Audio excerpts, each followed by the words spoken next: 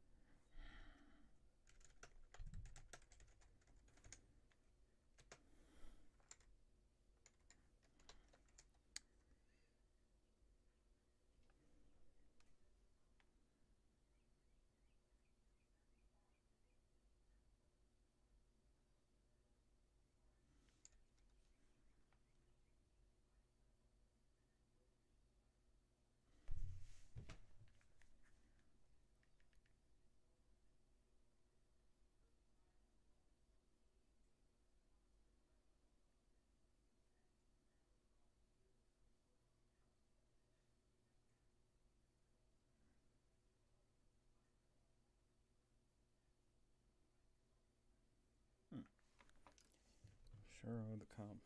Yeah, they definitely are tools for thought. I knew I forgot some. Oops.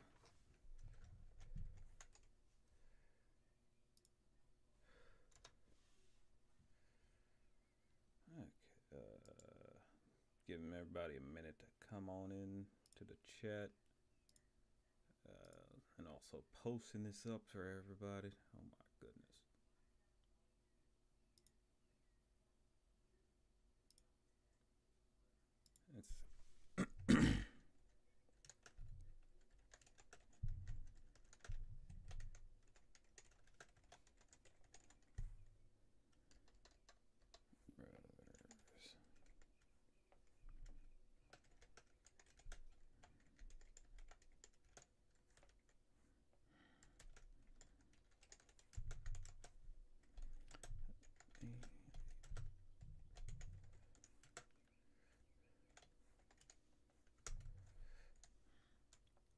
It's okay, get that.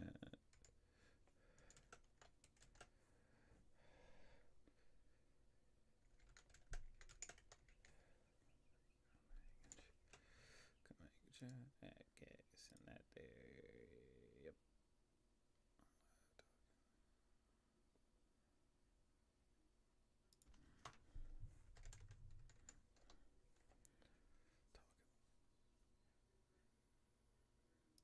And more. Okay.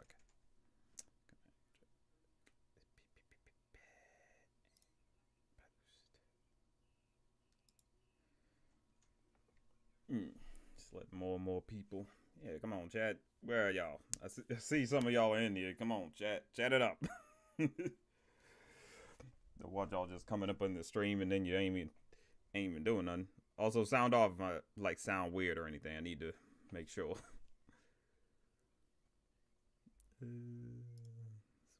There. Make sure I don't sound too low or anything. Might sound it. Okay, this is that sounds a little low. Testing. That's about as far as I can go.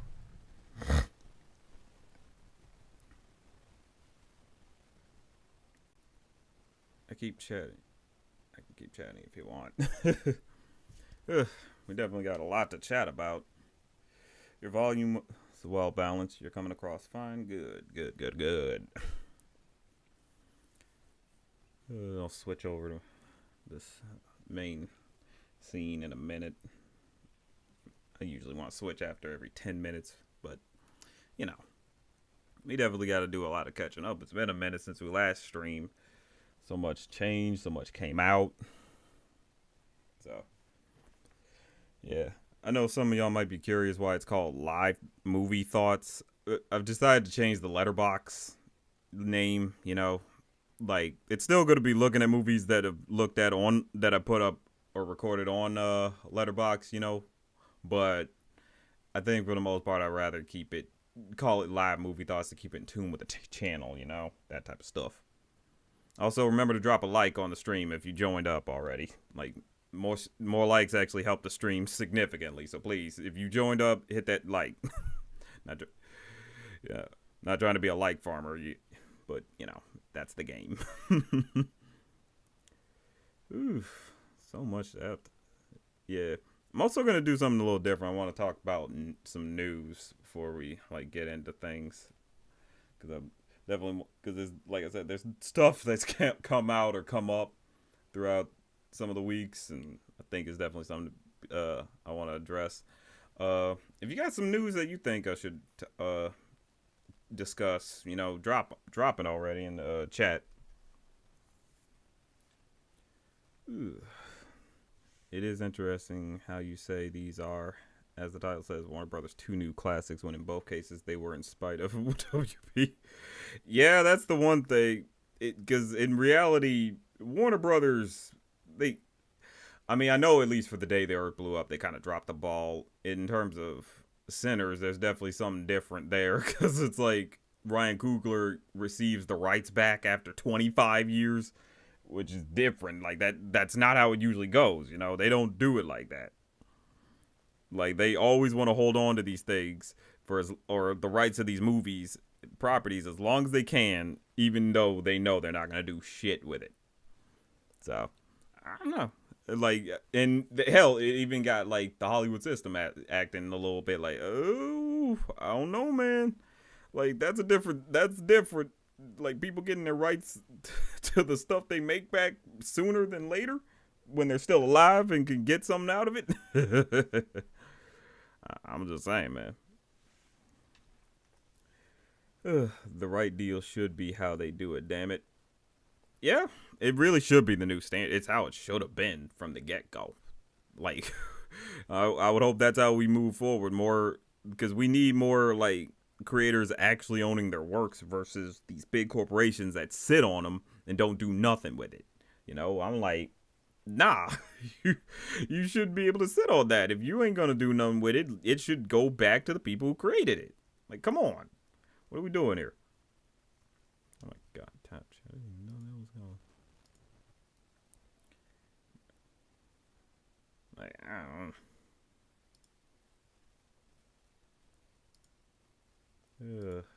Let's see.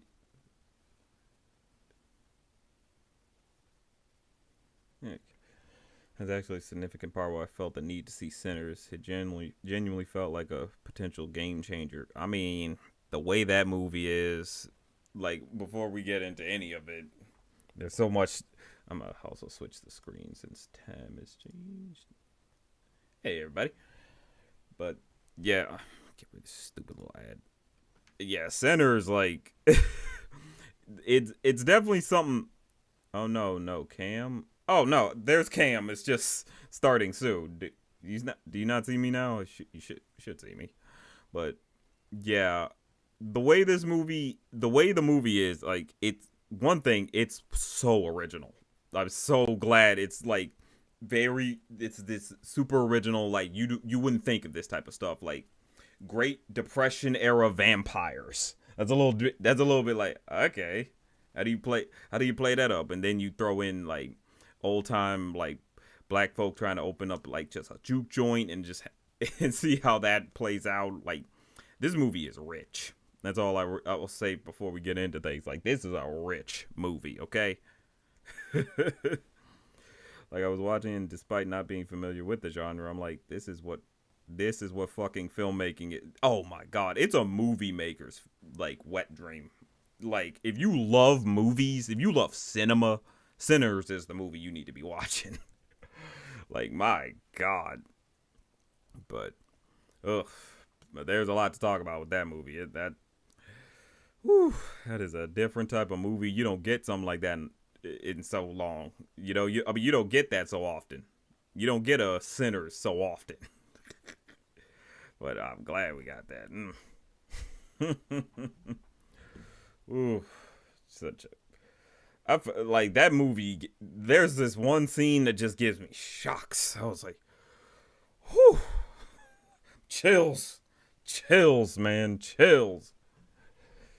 Ugh. Like, oh my god. Ooh. But like I said, we'll get into that. Let's see.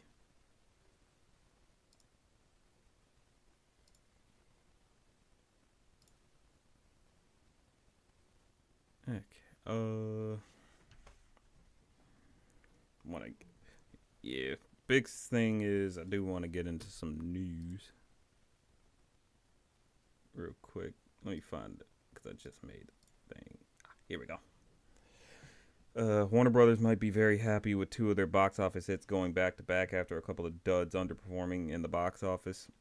Yeah, though, the day the Earth blew up, while that did do good, I don't know if it did well. I think it's enough to make its budget back, but not enough for it to be like a box office success like that. It's like you at least were able to break even. I think they were, but because it was like a $15 million budget. Then you also got to keep in mind some of the marketing, even though there barely was any. But how recent should the news be? Question. Any type of news, like it's since the last time we streamed, it don't got to be like absolute most recent. It could be a few weeks back, even a month off, like, you know. But some of this, do want to bring up this one travesty I saw. Apparently, Complex released their Mount Rushmore for Cartoon Network, and I ain't feeling it, y'all. I ain't feeling this. I'm just not feeling this, man. I'm not feeling this. What are we talking about? Like, I look at this and I'm just like, it's not, because I love all these shows. I don't hate none of these shows that are on this list, but to call this the Mount Rushmore feels wrong. Like, it just don't feel right, you know? Because one of them makes perfect sense. One show makes perfect sense on this whole entire thing, but if you're trying to make the Mount Rushmore for Cartoon Network, it has to be Dexter's Laboratory, Powerpuff Girls. You could throw in Adventure Time, and there was a third one we were thinking of. I think it's either Ben 10, just because that's also a very important one. It's like Ben 10, because it's mostly, because you got to think about flagship stuff when it comes to Cartoon Network. But we had this discussion, but I'm trying to remember. There was a third pick that's absolute essential. It's not Samurai Jack by no means, even though, again, phenomenal series, though. What was it? It was like Dexter, Powerpuff Girls, Adventure Time, not Steven Universe. It was another big era cartoon. I don't know, Chad, y'all sound off. What would y'all think it is? Actually, I just realized, do I have that set right?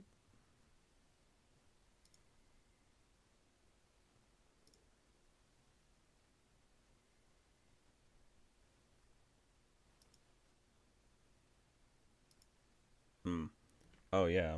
I wonder if I might have my latency wrong. No, it's not regular show that needs to be up there.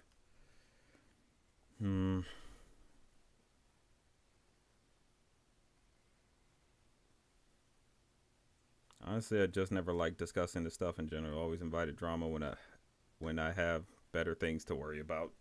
I mean, fair, but I don't know. This was just not a good Mount Rushmore to me, because to me, it's like you have Dexter because that's like kind of the one that really started things off when it comes to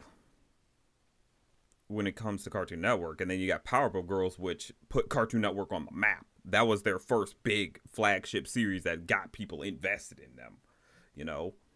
And there was a third, but I'm blanking on it, with another flagship.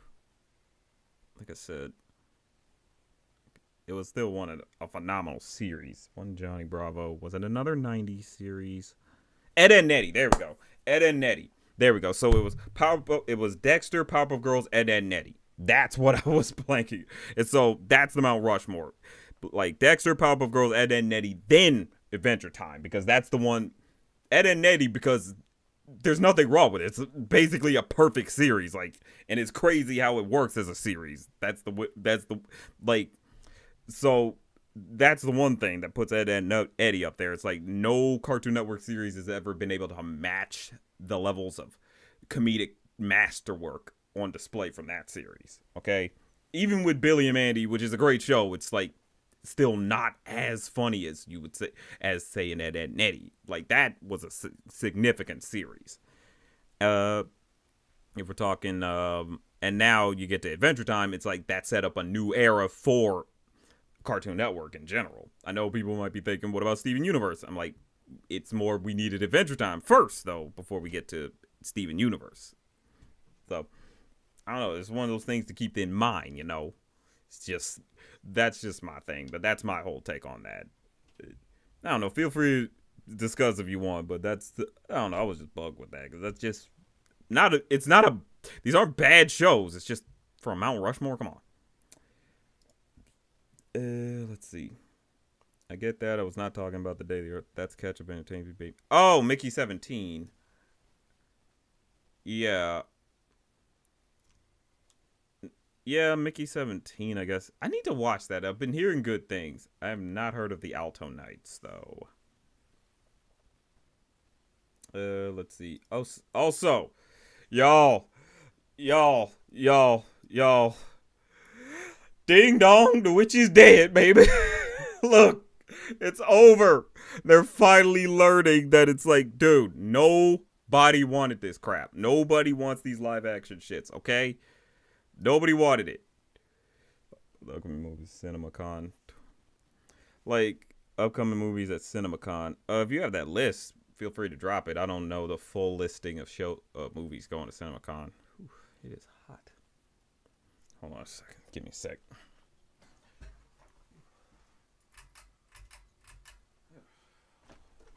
Sorry, y'all. I had to turn on my fan.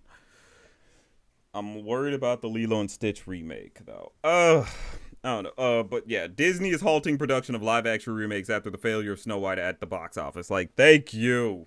My God. This movie thankfully bombed because at the end of the day, who was this movie really for? Who was Snow White truly for? We gotta ask ourselves that. Because the generation that grew up with that movie is they're gone. You know, that's kind of a lost it's basically a lost generation. A lot of like this movie this movie is so old, man, and there's no real nostalgia for it. They didn't rerun it like that, you know, because it was so old sounding. Like a lot of people really couldn't get into it, especially since it was kind of that early phase of, you know, Disney still finding their footing with movies. So to decide, oh yeah, we're gonna remake the very first animated film, the feature film, basically, like what is up, or at least Disney's first. Like what's up, man? What are y'all doing? Like, I didn't see the movie, and I don't plan on seeing the movie because I'm tired of these shits. I'm genuinely tired of these shits, and I'm not trying to support them. But thank goodness they're over with, man. Like I think some people I know in Tune for Thought said this is that you know, they're likely to get that Lilo and Stitch. This was also in my Discord, you know, sign up in the chat or go join in the chat. But like people think with Lilo and Stitch, the live action remake doing good, if that does good, then they'll probably just start it back up. And I'm like, nah. The most they would have is what? Frozen, and that's already a big thing, but that started waning. The feelings towards Frozen started waning for people because they're just like, they sound like they were good. I mean, it has been over 10 years. Yeah, about 11 years, I would say. It's been like 11 years since the first Frozen, so that'd be their last big push that they could go for. And I just think people are starting to catch on. I think enough people said, I see what y'all doing. I don't like it. And so, like, I'm tired of just giving y'all this money. Though, what was it? Mufasa, that technically did good, but not so much.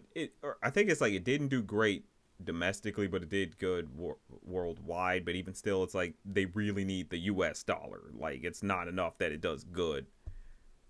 Do you, like, I don't know. Like, it's genuinely one of those things where it's like they kept making the, like, I went to the very first one of these things, the Alice in Wonderland, back in 2010, and I never saw the original, but I mean, at first I liked that I liked that one, the live action one, but I couldn't with this. I really couldn't bother with everything else. After a while, as I got older and figured out how film's supposed to work, I realized that movie actually kind of sucked. It wasn't really a good example of what Alice in Wonderland's supposed to be, like having structure and shit, even though it's supposed to be a place of madness, right? I mean, I never read the book, I'll admit that, but it was just, oh yeah, and there was also the fact that like Sonic 3 did better than Mufasa. Disney basically they got to reevaluate themselves at this point, because they don't know what they're doing. They don't know what the hell they want to do. They canceled that win or lose their shows. They're not really doing much with so it's like, what else? What else you really got, Disney? I mean, so we're moving in an era of like, we want originals, but the biggest thing is y'all need to, I mean this, y'all have got to get into just marketing your stuff. People don't know these things exist. And then you just then you try to blame the audience for not knowing it existed. What? You can't be mad. You can't. You didn't advertise the damn things. When I'm talking about your original stuff, or say you put them in places where people can watch it, or it got a limited viewing. Say all the Pixar movies, most of the Pixar movies during COVID, like say Soul, Turning Red, and not Leo, what the fuck, what was that? Luca. Like, you just do all this. You do all this stuff where you put it on your streaming service, which some people signed up for, but y'all have a significantly lower subscriber base than like Netflix. So it's one of those questions that remains: why bother anymore? What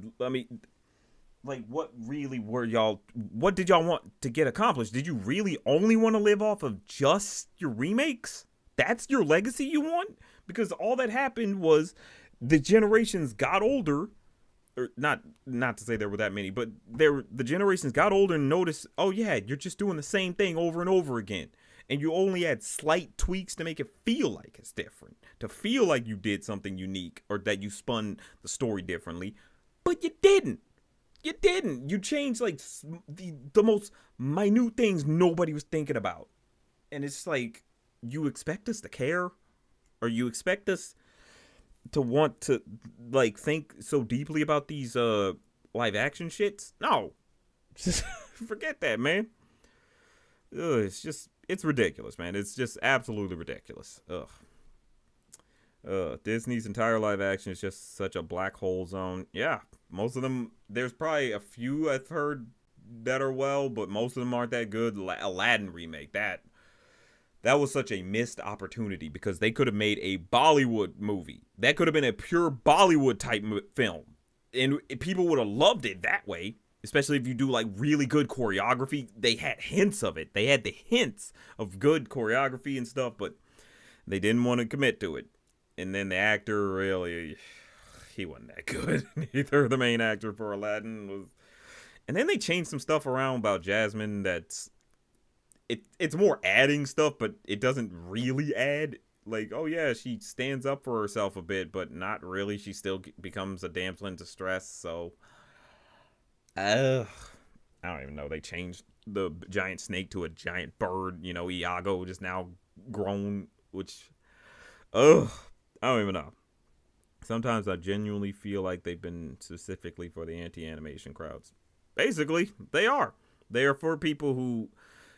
very much for people who hate animation, or just say, I can't get into animation because it doesn't look realistic enough. Even though it's that's not how you're supposed to get into anything. Realistic, it's escape. It's an escape. If it was realistic, you'd be living it. Okay? Like, my God, you're supposed to appreciate good artwork. That's why you would like it to be animated, because that's putting pure art on display.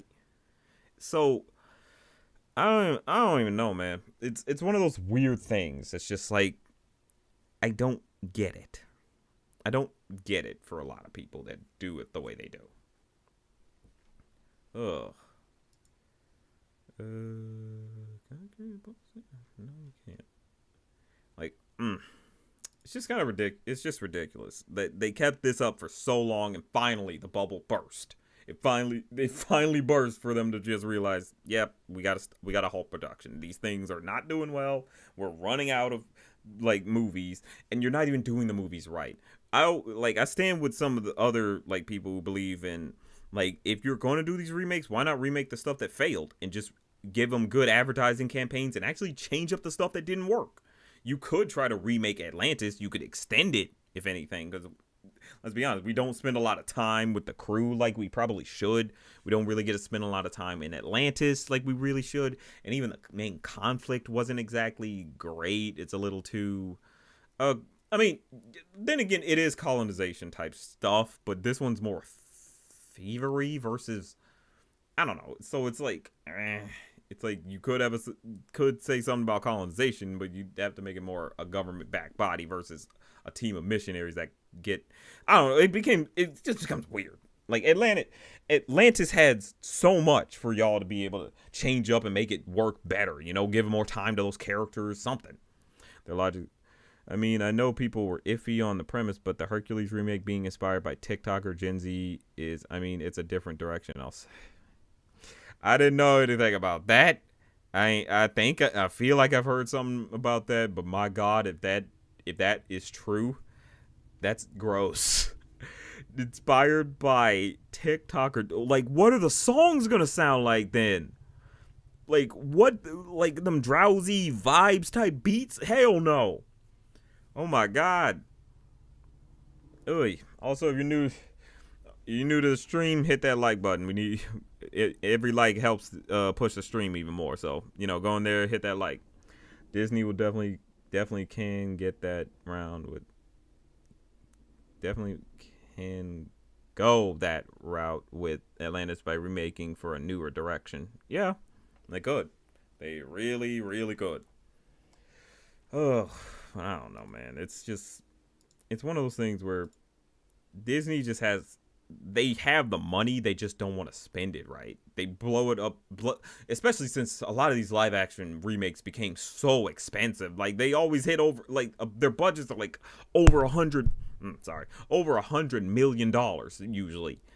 And you have to wonder, what are you supposed to do with all that? You find out it's mostly like all the CGI crap they're putting in. It's like, well, of course it costs that much. Why wouldn't it? Like, what are you even doing here, man? Ugh. Here we go. Pause this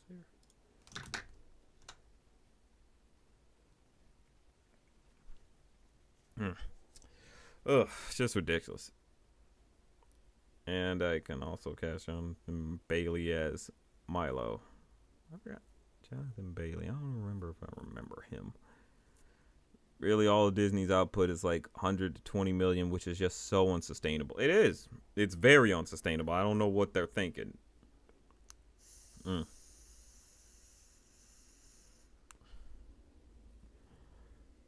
Because they want to remake it with their larger IP to make more money for the XX. Yeah, if DreamWorks can make Wild Robot well under 100 mil, they can find a way too. Yeah, they need to get back to making more budget conscious movies, you know, stuff that's not trying to blow up the bank or trying to bank so much on like a big box office return, you know. That's the biggest thing that's holding them back. But that's Disney failing for you. And the next thing we got, Discord's in a This is dumb. Discord CEO is stepping down, and they're putting in charge a former executive from Activision Blizzard. He's being replaced with former King president and Activision Blizzard chairman Haman I'm gonna butcher this name. Sekanini. I'm pretty sure I butchered that name. Who will officially start April 28th. My thing about this with Activision, if you know Activision, they do microtransactions in their games, and so Discord right now it's good. It's free. You can start a server without having to spend any money really, and grow it without having to drop anything. But with a former Activision chairman involved, I don't know, man. Unless he was not part of that whole microtransaction team and group or way of thinking, this could either be really bad, it could be good, or be really bad, or even just be nothing. Just be a cool running situation. It's not good, not bad, but just there. That's what most of these replacement CEOs and stuff need to be. You're just there, you don't change nothing. You don't make no big splash or nothing. You just keep the course. Because there's no reason to change course. It's going fine. Yeah. But yeah, that's a bit of that Discord news. I'm starting to wonder if the stream is going... Because I might have the latency bet wrong. I'm not sure. I feel like Discord has already started shitification path just in more subtle ways. Yeah, so far there are. I'll admit I haven't run into most of the problems so far, but I've heard people are getting a little bit frustrated in some aspects. If y'all got any problems, easily sound off. Activision is the reason we never got a Crash 4 despite Crash 5 despite Crash 4 doing well in sales. Yep. The fact that we also didn't get that Crash and Spyro game that I think they were planning to do. I think they were planning to actually make that a game. And they... Ooh. Sorry, kick my router. I hope that didn't shut off the stream. I would hope that they didn't have any faith in that. Even though it's yo... people like Crash 4 and so did the Spyro collection. What are we doing? You know what I mean? You got rid of... You said no more, Crash Bandicoot type stuff, or you make microtransaction type Crash Bandicoot shit. That Crash Rumble game or something. I'm come on, y'all. We just wanted another platformer. We didn't need these team-based multiplayer games. I just wanted a regular fucking Crash Bandicoot. What? Is that hard to ask for? Is that really too hard to ask for? Come on. Ugh, just dumb. And another bit of news is Andy Serkis animated adaptation Animal Farm. I think I knew he was making this, but I forgot about it. Yeah, I've seen the original Animal Farm. It's a great movie. I seen the movie though. I didn't read the book. I know it's definitely it's supposed to be an anti-communism type of story, pretty much. But I don't know. A new modern take on Animal Farm is interesting because it's you can't nerf it. But I don't know. I feel like you can still tell the story just fine and people take it in because I think at the end of the day you recognize that yeah, it's still anti-communism. It's showing Seth Rogen is the main star of this one. Seth Rogen's not a bad actor though. Let's not disrespect Seth Rogen like that. Honestly, I get it. It's he's a comedy guy and he mostly plays funny roles. He's not known for... Well, I'm pretty sure he's probably done a few serious stuff here. He's done some serious work here and there, and he's actually been good in it. He's not bad. Of course, he's not Shakespeare by no means, but I don't know. It's one of those things where it's Seth Rogen, because who he played? He probably played Napoleon, right? That's the main pig. I don't think that'd be bad. I'm just wondering if they're going to keep that severity. That's really the question that remains is are they going to hold on to the severity that this story holds, I know, but he's sort of been overexposed for the most part. Yeah, I mean, I get that overexposure can get you to get tired of somebody. That makes perfect sense. But like, he's still good. Like he's great in Invincible. You know, um, he's in the studio. That show, The Studio. I saw the first episode. It's pretty good. He was in the Eidmans or the Fellmans, that one Steven Spielberg biopic, sort of auto biopic he made for himself. Okay, the Idlemans or something. I forget their names. Andy Circus, Animal Farm. This will be. Yeah. I mean, I haven't seen what it looks like. They mostly just got this poster, I think. Yeah, I think this is just a poster. They don't got like an actual. Yeah, they ain't got like anything else. But I mean, I'm interested. I'm very interested to see how they do this. I remember they did what that they remade Watership Down at one point, and the Fablemans. There you go. Thank you, Julia. Thank you. Yeah, the Fablemans. That he was Seth Rogen was in that. He was pretty good, but like I said, I can get it. But I think it can work if they just keep to the true severity of what the story is. They don't try to do any Hollywood dumb shit and make it so it's just flowery crap or just ignoring the seriousness. Like, there's some major deaths that happen in this. That's like, whoa, wow, I can't believe they went that far. Like, holy shit. And so it's like you can't water this down. You just can't. Hey, what do you think of WBD Warner Brothers direction with Cartoon Network being as uncertain opposed to Adult Swim being likely as a major factor? Cartoon Network's definitely sadly in a toilet. It's likely they go away. I don't know, man. Adult Swim definitely seems to be the big thing holding them up. They got good shows on there, like OMG. Yes, I'm watching that. That's great. Like, I definitely recommend. Oh my God, yes, that is a great show. It's like Aqua Teen, but with some sense. Like, that's like the best way to describe it. It's, and like they throw in some real. There's like some real like lessons to it. They actually get into something like certain trauma, like. So, I like it. It's a really fun series. Like, it's by, if I'm right, her name is Adele Williams. It's a creator. It's a great show. So check that out. I think Adult Swim is gonna, and they still got Smiling Friends. I'm pretty sure we're getting more of that. Also now Common Side Effects. I'm hearing, I don't know if Lazarus is getting some good praise. I think I've been hearing some good stuff. Like, Toonami's still going strong for them.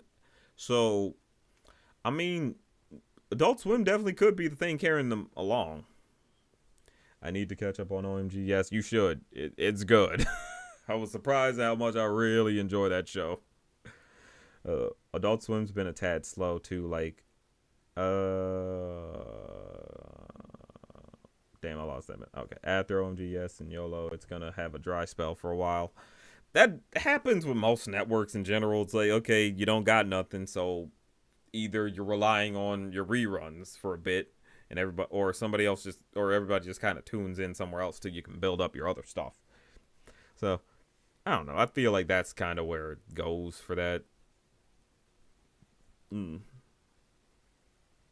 OGS, the first Adult Swim series in a while that has a female black protagonist. Yep, that's the other 3 female black protagonists. Like, that's something I'm so glad that we're normalizing more, is that you guys can show black characters being overly crazy, like just weird and offshoot. Like one of the main characters basically is just Master Shake. Like, their dynamic might as well be like Master Shake, Meatwad, and Frylock, basically.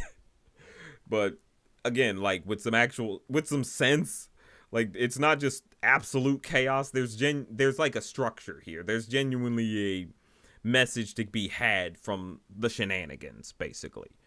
Though it can just be pure shenanigans a lot of time. Oh man, see the creator of Lazarus. Yeah, see the creator of Lazarus Lazarus did Cowboy Bebop, Space Dandy. Yep, Shinichiro Watanabe. Man, I've been following that man since I was a kid, man. Since the start of Adult Swim, because I watched I watched Adult Swim at a very young age. I might have been 6 or 7 around the time, and I don't know.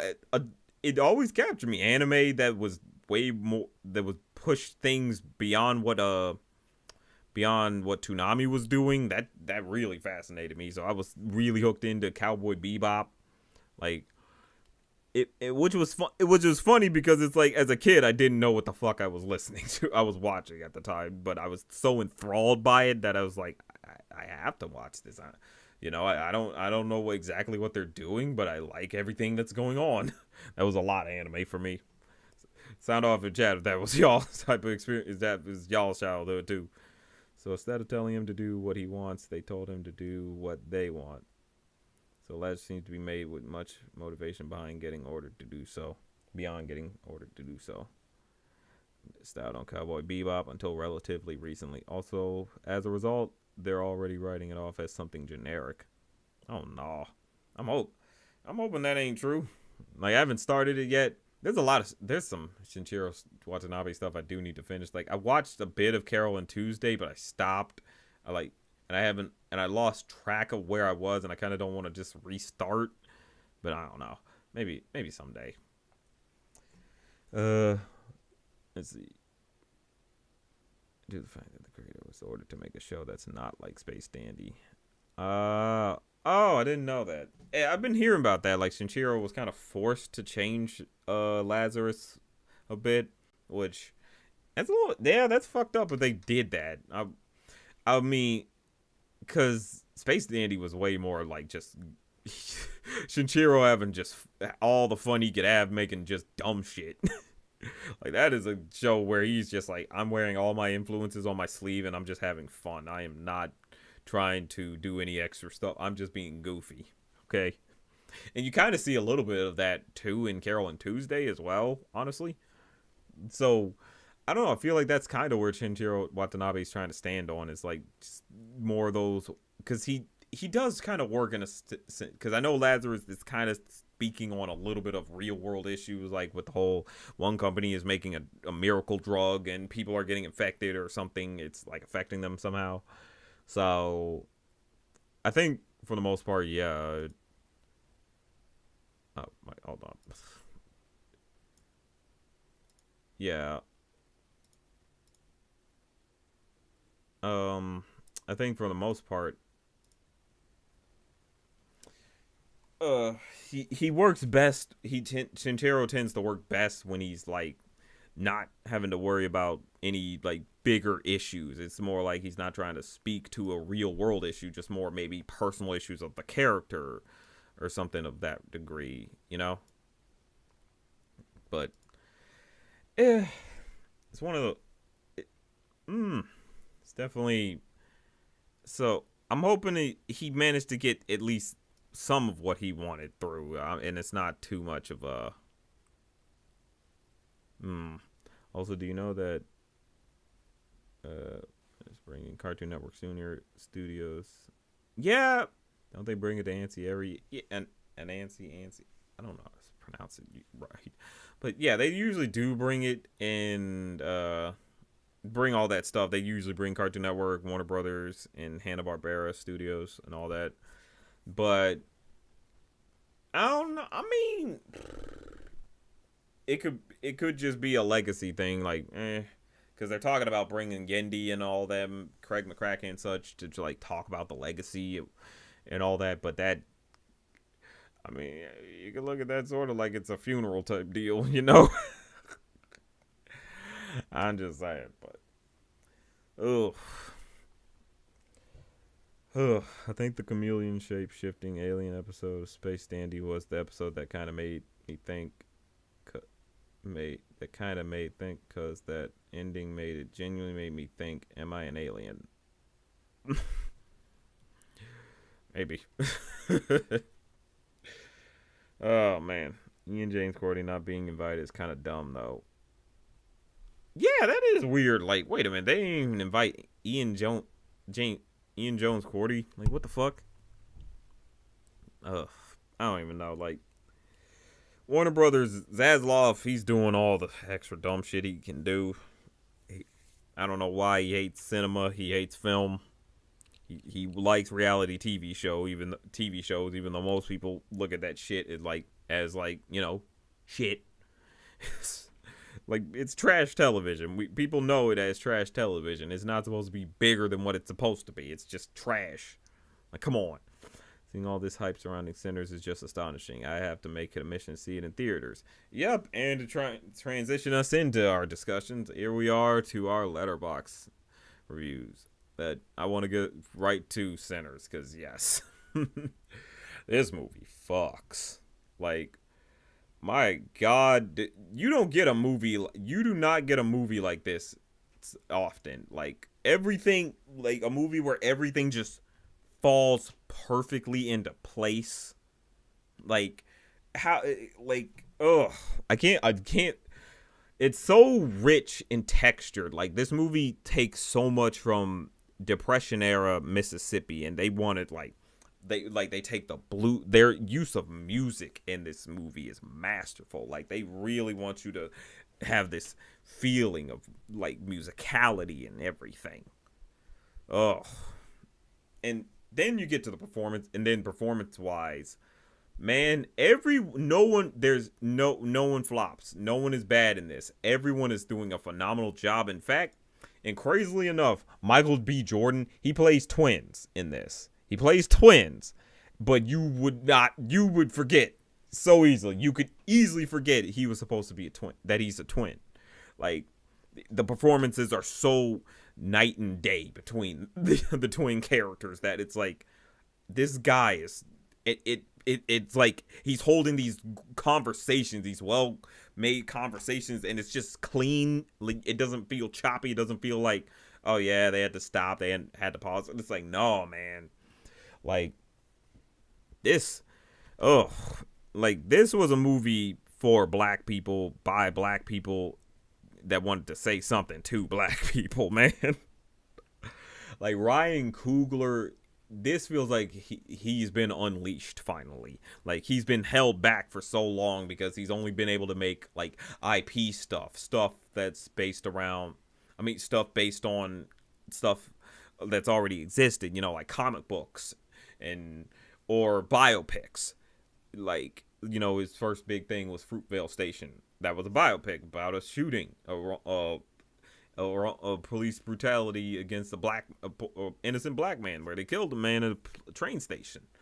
Like that was his first film, just to set the scene that it's like, okay, he's a bit different. He kind of wants to say something with his films, okay.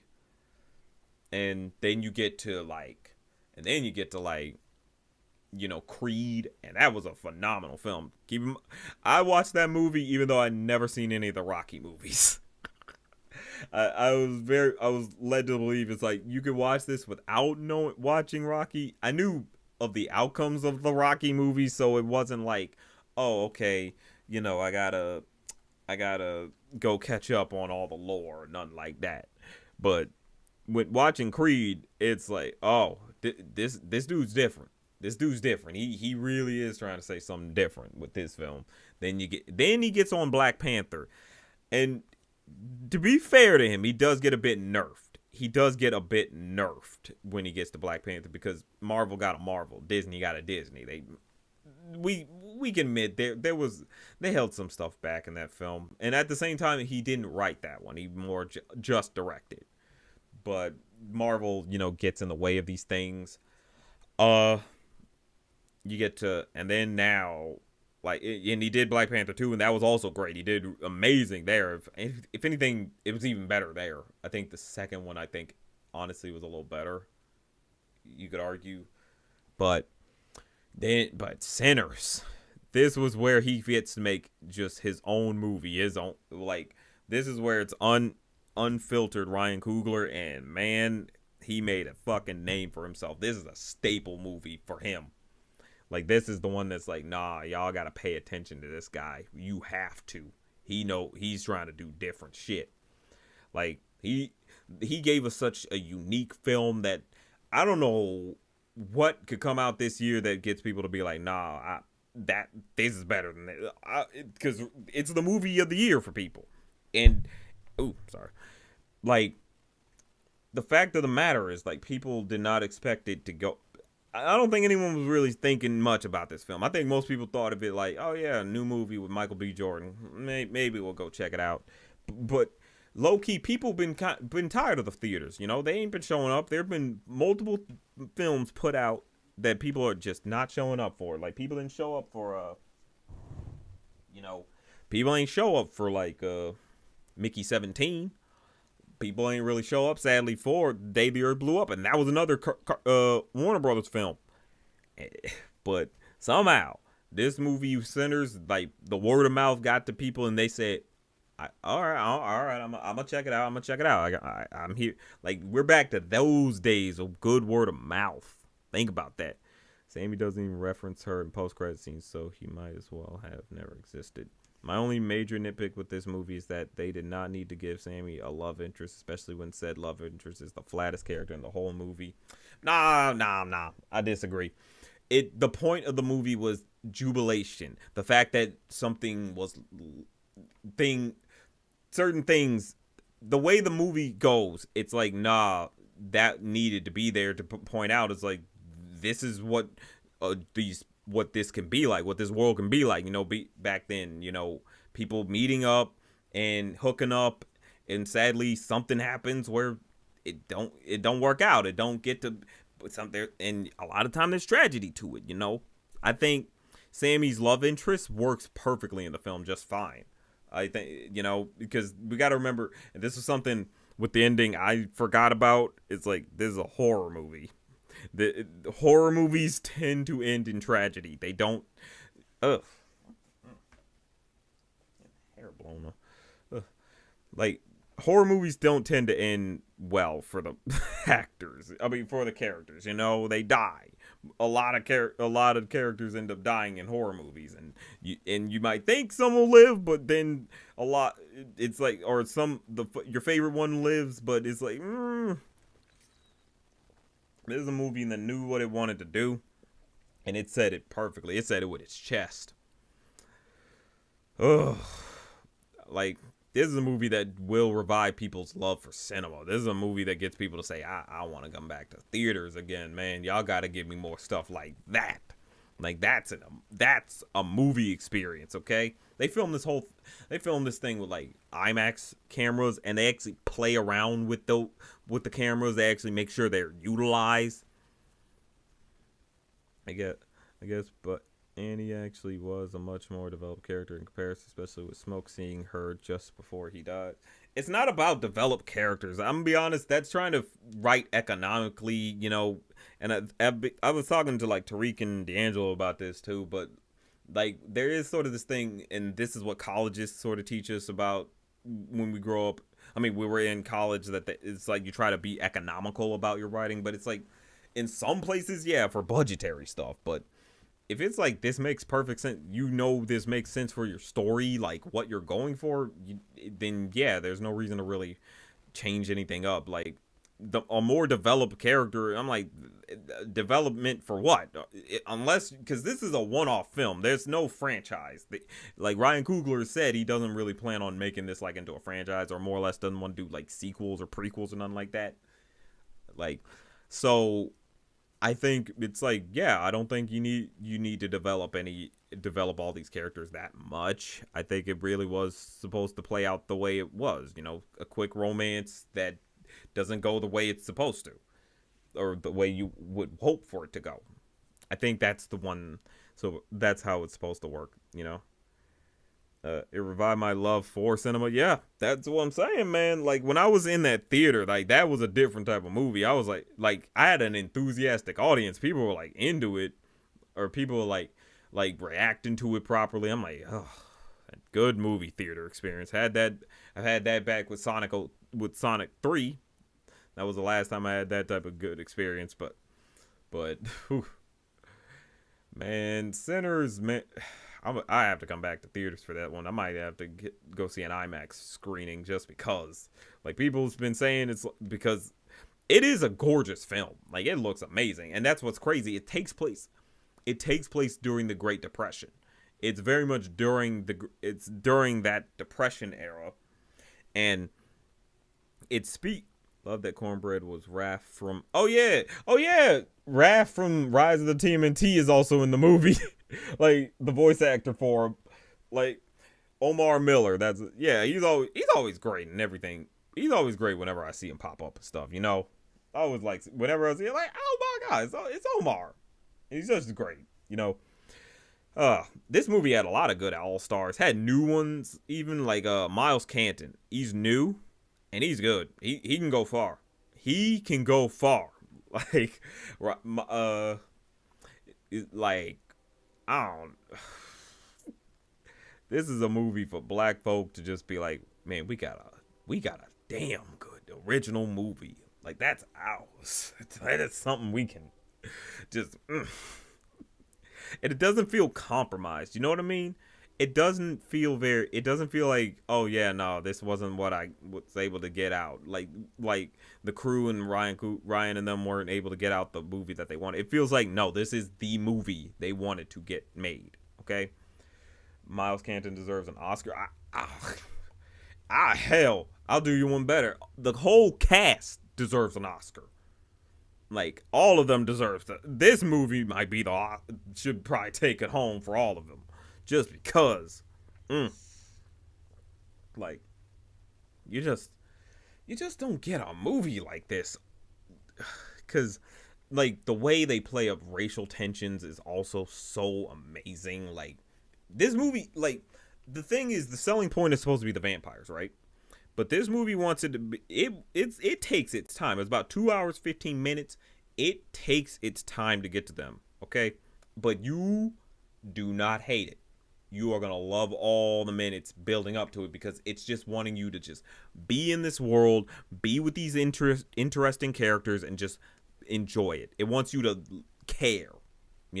That's something a lot of horror movies back in the day just fucked up on. They forget to make you care, because they make every character an asshole because it's supposed to teach a lesson. It's supposed to be a moral about stuff, about dumbass teenagers. But no, this one's like, we want you to like the characters. We want you to be fearful that something is going to happen to them because it's a horror movie. That was the formula. That was the secret formula a lot of horror movies were missing. It's like, you need to make us care about who the thing's happening to. You can't just say, oh yeah, Joe Schmo has problems going on, but it turns out he's kind of a dickhead, and if anything, kind of deserves it. You don't want the audience to feel like, oh, you kind of deserved it. I'm not scared that you got hurt. But this one is like, no, you are absolutely frightened for these characters, because you're like, no. Most horror movies lately have actually made you care for characters. Yeah, that's one. Yeah, I'm glad that's more the new thing. Like, more horror movies recognize, get you to care. Stop making it just about teaching teenagers about the morals of, celibacy or some shit. And like, nah, let's focus more on actually doing. Let's focus on making you care about what's going on with these characters. So when tragedy hits, it hits. And like I said, it builds on this world, because you're just in the Great Depression, but they know how to not make it feel like a depression. Like, you're surrounded by all these black folk just trying to live their lives, trying to get by, and you're seeing, what was it? I keep forgetting. It's Stack in. I fucking love the movies. I want to rate this. It's like, I forget the main character's name. It's Stack, or Michael B. Jordan's name. Stack, and it's not Cash. Help me out here, Chad. I know some of y'all saw it. But, man. I might have lost my thought also. Sorry. This is, I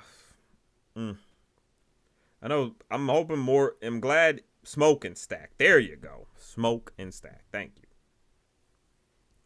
Like, Smoke and Stack were just these great, fun guys. One, like, this fun-loving kind of guy who, like, he talks fast. He's a fast talker. He's a smooth talker. And then the other twin is just so reserved. But he's very much get to business. Business needs to be done. Okay, get right to it. Let's do right by the people. Let's do good, but let's keep our heads on straight. He's that type of guy, and I'm like, man, it's such a good contrast, and at the same time, the performances between Michael B. Jordan is crazy. It's like they don't feel the same. Some people have even said it's like I thought I was watching two different people. Like some people genuinely thought were watching two different performances, two different people perform. I'm like, like that man Michael B. Jordan. I don't think people be down on him because you can't. The man has fucking talent. That man has pure talent, and to try to deny, anyone tries to deny him, you're insane. You're lying. You're just lying. You're not a movie buff. You're a fraud. You're a poser. Get out of here. Go dance with the devil. Ooh, but yeah. Miles Canton, I would hope he gets at least a nomination because he gave a really good performance, and it's his first movie. It's his introductory movie, and he ain't disappoint. He ain't disappoint. I know they got singing in this movie, and I don't know if he did the singing himself. I don't know if they did it the classic way of they got an actor to actually play the character, but for the singing voice they get a different actor. I don't know if they did that, or if he just sung the parts himself in general. And if that's the case, I probably got to look up the album. I should look up the album. The soundtrack for this is amazing. Like, I gotta download that soundtrack because amazing fucking film. I didn't see it, but I got it from other sources. Me and my man Smoke, we took over. And tell me your Smoke's name. I think a Big Smoke from San Andreas. All we had to do was follow the damn train stacks. Canton definitely sang. Oh yeah. Ooh. Interesting that how's about a kiss? Interesting that Haley Steinfeld is 1/8 black. See, I was interested in wondering about that low key was because the way they like Haley Steinfeld playing that character, what's her name, Annie. Like I was interested. I was wondering. I was like, are they playing it that straight? Like, genuinely typecasted a 1/8 black person for this specific role? For this, like, if they genuinely, I'm like, my God, like if that's also true, I'm like, huh, kind of funny. That's actually a bit funny, a bit, but like Mary, her name was Mary, not Annie. Annie was a black lady. Mary Louise, yeah. Annie was the black lady who studied like the witchcraft and such. Like, that's the other thing to appreciate. Sinners like revives a lot of like old spiritual stuff from like the olden days of black folk and the Great Depression. Like Haints, I forgot about Haints. Like, I was like, they mentioned that, but they're dealing with vampires. They're not dealing with a haint. It's vampires. But like I said, I can't praise the world building of this movie enough. Like, I'm so glad they took its time, and it didn't want to just portray depression. Like, oh yeah, everyone's down on their luck. Everyone feels sorry. Everyone's sad. It's the South, and it's filled to the brim with racism. I mean, there's racism hard in this movie. Heavy racism. You don't have... I mean, come on. It's literally some white vampires coming in on a juke joint full of black folk. And, like, come on. Oh, my God. I do also like... There's a bit of a part in this. This movie does a little bit of showcasing some integration that was going on during the Great Depression. Like, people sort of forget. It's like, yeah, a lot of Asian people were here in the during the Great Depression, and they were with the black folk. Y'all tend to forget that stuff. It's like, yeah, black folk kind of said, yo, yeah, the white people ain't about to let y'all in. Like, so they were in. So they would be doing more business, living among black folks, and this movie wanted to make it clear. It's like, yeah, this is that what's that, intersectionality or so? Like, that's like, they wanted to be clear. It's like, yeah, we all in this stuff, okay? It's been like we've been together for a while, okay? Just don't get it twisted. Ugh. Shout outs to Julian for that super chat. Yeah, send y'all super chats. Also send y'all likes. I know some of y'all viewing right now. Hit that like on the stream. We need to get this pushing. Get the stream pushing much more as possible. So come on, hit that like. I know some of y'all lacking there. Come on, I can see y'all activity. But yeah, Oh, I gotta say, man, I really couldn't. I can't think of a movie that's going to beat this. I don't know what could come out, but whew. Also hit the like on the actual stream though, not just in the chat. Like, thanks for sending those too, but please also like the genuine stream. like don't just like just the chats. Like spam the chats though, please. Oh, but yeah, man. Sinners. I'm not even a very religious guy, man, but I gotta see this. Please see it this weekend if you can. It did pretty good for itself the opening weekend at 40 million at a $90 million budget. I'm like, okay, that's not bad. That is not bad. Like, especially if say second weekend does really well. I'm hoping it really picks up because enough people are saying it's like this movie is the fucking one, okay? This movie is the one. Like, you shouldn't skimp out on it. You shouldn't just pretend like it don't exist. This is the movie that if you've been worried about going to the theaters because you afraid it ain't nothing good, this is the good, okay? Like, this is that good you've been waiting for. Oh, my God, man. Like, once in a while do you get something like this. Ooh. I know everybody wants a... What is this ad? These are popular. This was not my films. Where's my films? There we go. Oh boy, did I not? I feel like I did.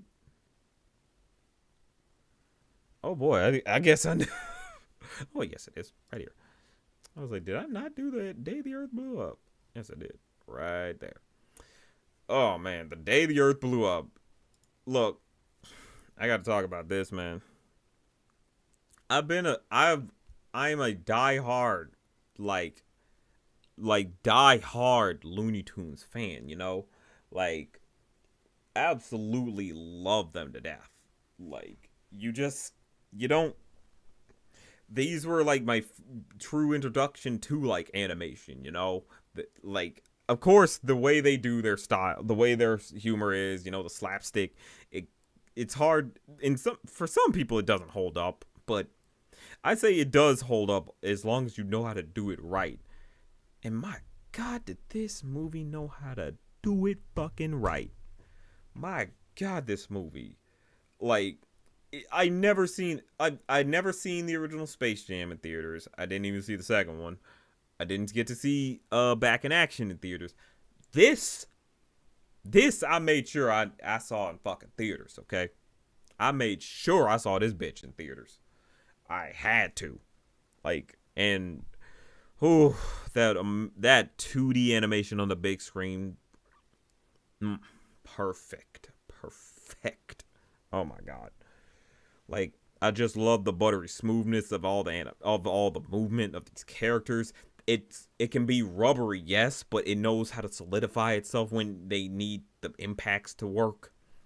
Like, they know to go for those random jokes that get the laughs, That's the other thing. Ugh. You ain't the only one, brother. Grand return to 2D animation. I would hope so. I wish this movie did amazing in theaters, I wish it did great in theaters, but they didn't advertise it. Warner Brothers didn't believe in it. Like, they're at this point of saying no, they want to chase trends. That's what fucks up everybody, is chasing a dumbass trend and not realizing, no. Ooh, excuse me, sorry. You need to stand on business and actually fucking do you need to just push this stuff. Make people aware this stuff exists. That's all you need to do, because this movie, it's basically perfect. It's perfect. I don't care what anyone says. It's perfect. There's nothing wrong with it. Anything wrong with it's on your personal end. Okay, that's on you. We don't care about that anymore. Like, and Warner Brothers could have easily pushed this for people to, especially like older generations, would have been like a Looney Tunes movie in theaters, and it sucks they didn't push it to too many theaters. And that's the other thing. A lot of theaters didn't have this movie because it's like, yeah, they didn't really believe in it like that. But I think but it's just one of those things where you just have to recognize at the end of you just got to recognize the power of Looney Tunes. It transcends generations. You would think it couldn't work. You would think, oh, they got to throw in a bunch of dumbass modern like jokes or something like that. No, there's a few. I mean, there's at least maybe one modern type of joke or two. Hell, the ending, there's sort of one joke that's a major gut buster but is sort of okay, that's a bit of a modern take on things, but I mean, but it's still like such a funny joke because it's such a big bait and switch. Oh my god, I think what I love most about this movie is how utterly artist driven it is. You can just feel the bored artist gagging up every corner. Exactly. This movie feels like the artists got to just do whatever they wanted. Like they could just make the characters move how they wanted and not have to worry about any unnecessary budgetary cuts or some shit just because, because hell, that happens in a lot of television shows like The Simpsons. HD Simpsons move stiffly a lot of the time simply because of executives. Like the actual animators are like, we would happily have them move around and be more expressive, but we're not allowed to. Like seriously. It's like y'all gotta let animators fucking animate. Come on, dude. Oi. Ugh. What up, Tez? Shout out to Tez. Oh my god. Like, I love the fact that they brought back the dynamic of Porky and Daffy. Like, that's not something that that's back in the olden days. That's like in the black and white days of Looney Tunes. That's like the original duo was Porky and Daffy before we got to Bugs. And that, because the thing is, a lot of people I think don't know, it's like Porky was the first. It was Porky, then Daffy, and I think Bugs, Bugs was like after them. I can't specify the specific order of each Looney Tune, but I know like Bugs was after Porky and Daffy. And the dynamic is so well done because you got Daffy, who's the absolute total goofball, who's not taking jack shit seriously. He's just jumping all over the place, doing that like little noise and everything. And Porky's trying to just live his life, but he respects his friend. He respects that Daffy is the way he is, but at the same time, he is recognizing, we're kind of not living right. Like they're about to get evicted because it's like, y'all ain't paying attention to your bills. You ain't taking care of your house. Yeah, Bugs Bunny officially debuted in 1940 after some trial and error prototypes. Yep. I remember like the earlier versions of him, like the yellow gloves. He was a bit more stubby. His voice was gruffer. Porky and Daffy. Porky is one of those kind of stayed the same pretty much, but then you get to, and Daffy changed a little bit. Like first he's the big wacky goofball who jumps all over the place and causes chaos. But then they're like, let's team him up with Bugs and make him a bit more of a cynical a bit more of a snarky dick who constantly is more of a rival to Bugs, versus, and sometimes, and now they also try to make it more like they're friends, but it was like Porky and Daffy were the friends, and seeing that original dynamic be put on display as a feature-length film, and then there's real heart to it. Like they actually play up this. They actually allow these characters to have some drama to them, to actually like You know, like, I mean, they actually allow these characters to, have like some emotion to them, to actually feel for the situation that's going on, feel for when things are going wrong. How do you hate? I'm sorry, man. That was the type of Looney Tunes movie I've been waiting to see. It's the type of Tom and Jerry movie I wish we could get. Like, we got that other live action Tom and Jerry movie, and I'm like, eh. But this was like, this is how you modernize these characters. It's like you just put some heart into their story. You write their dynamics and you put some heart into their story. You make it clear that these characters have feelings, that they hurt, that they don't like some of the situation going on, that they can cry, that they can get frustrated, that they can feel that they are flawed, and you don't have to make it so it's like, oh, one causes all the problems and we just keep them that way. It's like, they can cause the problems, but they can learn from their mistakes. They can grow. That's the type of stuff you want to see. It's just like, man, I didn't think you would think they couldn't pull it off, but it's like, damn, they finally pulled it off. It took so long. We had to go through Space Jam, and then we had to go through the apology for Space Jam with Back in Action. And then they had to double back on Space Jam again. And now it's like, oh, here's an apology, but now also the one that the standard for how to do a Looney Tunes movie. Ugh. Oh, I'm also so glad it's fully 2D. Like, I know it's probably gonna be the last time we probably get a 2D movie like this in theaters. I mean, I am not holding my breath much for Disney to finally just say, maybe we'll try some and go back to basics, see what that gets us. But I couldn't see them doing it.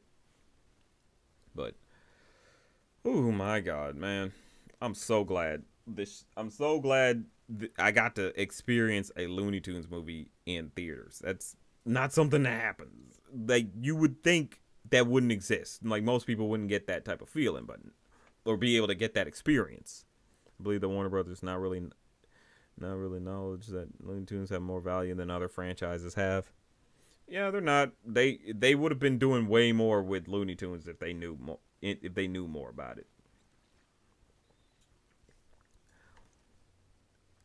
Well, at least we have the international stuff to carry. Yeah, there's definitely a lot of good international movies that are holding down 2D animation. What was it? Robot Dreams. That's a phenomenal film. I gotta hand it to Brown and his team for letting his team loose and go with a board-driven approach of writing. Yep. My first session watching this was genuinely one of the most fun theater experiences I've ever had. It's amazing to hear people laughing. You got lucky, man. My theater was practically empty. There was like, maybe two other people in there with me, and I was like, I just wish more people knew this movie existed. I just want more people to show up. I want this to do good. But nah, not enough people popped in for it. Ugh. Every few years, I see a movie that completely rewires my brain. Grateful for this one. Terrible crowd, though. A bunch of shy laughers. Yeah, you gotta hate that type of shit. I remember when this was announced as Bubble Brain, set to air as a Sunday night movie on Cartoon Network, so it's surreal to see this in theater and watch on anime movie that I don't feel shame for watching. Had to sit through trailers for Smurfs, Sneaks, and that Jesus King film before. Oh yeah, those were weird previews. I saw Sneaks. I don't know what the hell to make of Sneaks. Got DJ Mustard in that thing. I'm like, what the fuck? Who thought of this? It's like that Sneakerella. Like, I'm like, can we stop making movies about shoes? Like Mike is the standard, and we're not getting past that, okay? We're just not. So stop making these, like, shoe movies. I don't know who you think you're making them for, but they ain't impressed, okay? Stop. Ugh. Porky and Daffy duo is one of the most underappreciated comedy duos. It's wild to think that so many kids nowadays have no idea these two were the original pair before Bugs and Daffy. To be honest, a much better pair, in my opinion.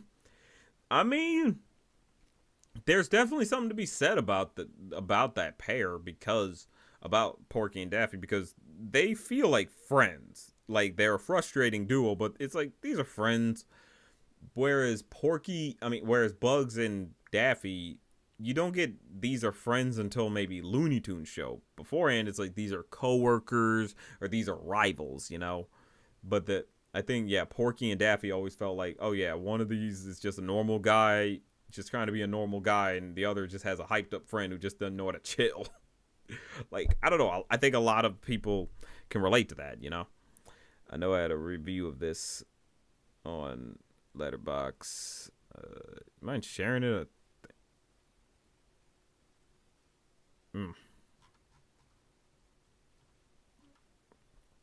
Like, oh my god. Oh, here it is. Never mind. I got it. Despite what the current cinema climate would have you believe, sometimes you don't want some heavy action, grand spectacle, or even a deep character study. Sometimes all you want is no frills, fast-paced, laugh-a-minute comedy with two old friends, and The Day the Earth Blew Up is just the ticket for that. Exactly. Like, it doesn't have to get too high level into this stuff. It doesn't have to go into a deep character study of who, I'll get to Dr. Big, I'll get to that. Doesn't have to go into a true deep dive of who Porky Pig and Daffy Duck are or exactly their relationship. It just needs to just play their relationship forward, you know, like mention it. What is going on with this relationship? Does Porky care about the fact that his friend is acting so wild and crazy? You know? It's just one of those things, like, it's just one of those things where, like, I think this is, it knew they didn't need to reinvent the wheel. They knew it's like, we know where we want to go with this, and we're just going to take you there. We want to give you really fun laughs, and we're not going to try to make any unnecessary, like, oh, it needs to be big stake, or there are big stakes, obviously, but it knows how to do a good bait and switch. I want to say that too. So, this movie, I gotta find it on DVD. I'm not sure if it's out yet on Blu-ray or DVD yet. I'm hoping they give it that release, but I know for a fact one big good thing that came out of this was the fact that, like, Coyote versus Acme actually got picked up. Like, they actually, I think they actually saved it. Complete worldwide sale. Yep. They actually sold it to Ketchup and was able to they're finally able to make this movie, or finally release this film. It comes out next year, but it's like, it's reaching Blu-ray next month and is available on digital stores. Okay. Blu-ray, gotta get it then. But oh my god, like, this movie was able to still save Coyote versus Acme, even though it didn't do great in theaters. Ketchup still said, hey, there's enthusiasm, we just need to give it. I'm hoping they understand that it's like, give it a good marketing campaign, okay? Hype it up, give it a good trailer. I cannot stress enough, we are in an age of horrible fucking trailers. Like, I don't know what it is. Nobody knows how to cut up a trailer right, or like, these trailers just give away so much. And it's like, why? Why do you need to give up that much? Come on, man. We need to, like, I don't know, man. It feels like Batman vs. Superman had a bad effect on people. Because if y'all remember that, what was it, like 3-minute trailer for Batman vs. Superman, and they showed off Apocalypse. I don't know what happened, but somehow people thought, yeah, that's how we got to do it. You know, show that we don't have faith in our movie. Like, come on, y'all. Stop giving away your endings. Oy.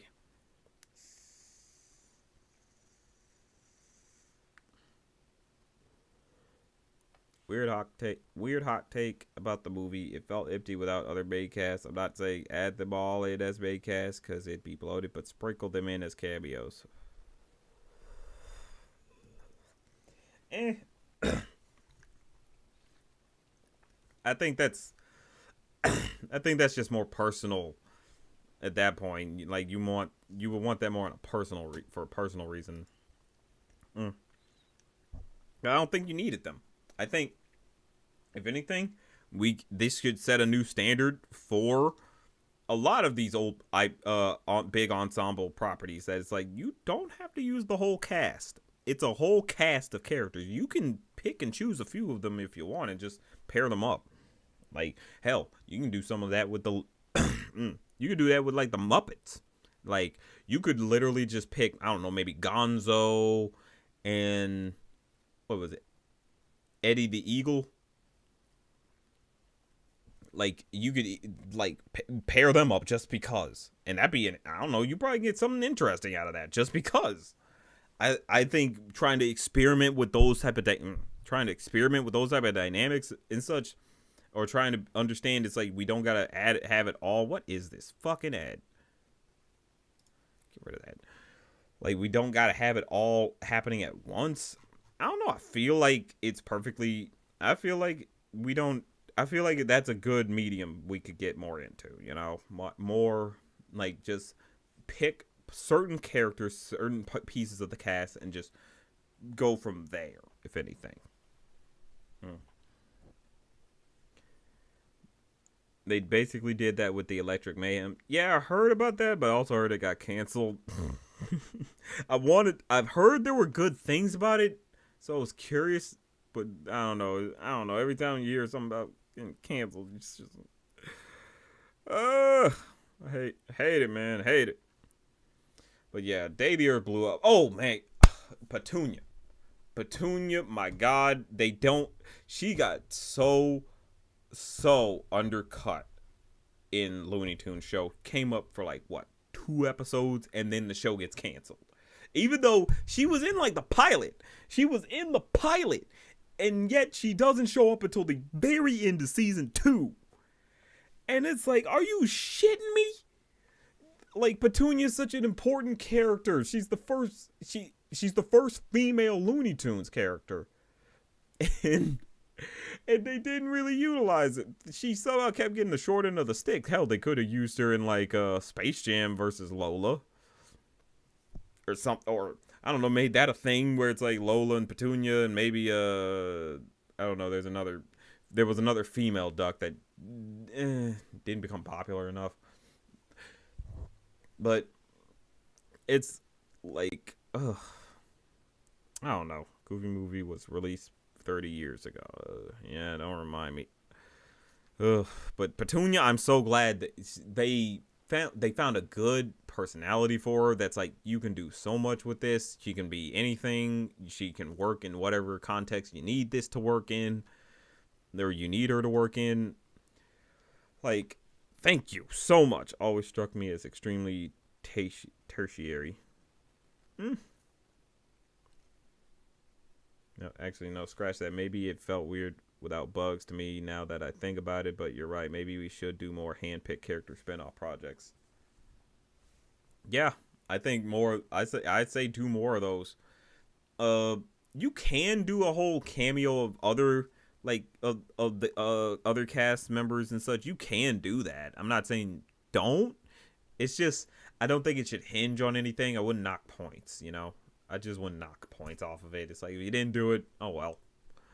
But I don't know. But I'd like to see more of that. But yeah, I'm so glad Petunia turned out great. She's funny. She's goofy as hell. Like the fact the fucking sponge. They got some wild jokes off for her. I'm sorry. Like, that tickle my taste bud shit Porky said. I'm like, they know what they're doing. And then people try to say, yeah, you couldn't really get off like adult jokes. I don't know, man. They got that one off. But I feel like we're probably in that age of you can get adult jokes off nowadays because no one cares. Even if the kids do understand it, it's like, well, they're on a bunch of other shit that exposes them to stuff worse. That's even worse. What's a joke that could go right over their heads, or they just don't even think twice about, you know? But, man, I'm so glad they used her in this, and she actually was very helpful. They didn't make her like a damsel in distress type. She's like just part of the team.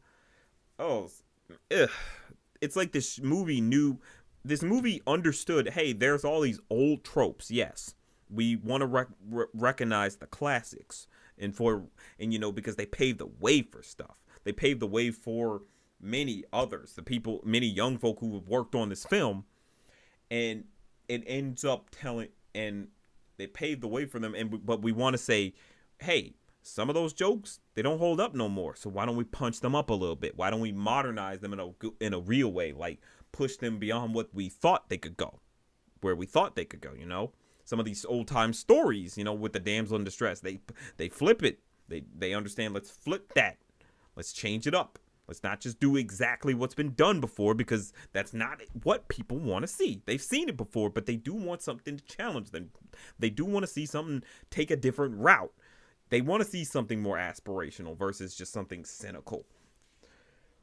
They want to see something where it's like, yeah, you can have it all. You can win the day and somehow avoid casualty. But of course, it's Looney Tunes. Of course, they weren't about to give us no tragedy, though. Space Jam 2 tried, which nobody knows what the hell they were trying to do with that. Good. I like that the flavor seems more important to Petunia than the invasion. Honestly, yeah. She was so concerned with finding that perfect flavor, and it's just like, can you pay? Y'all are getting attacked. You are under attack right now.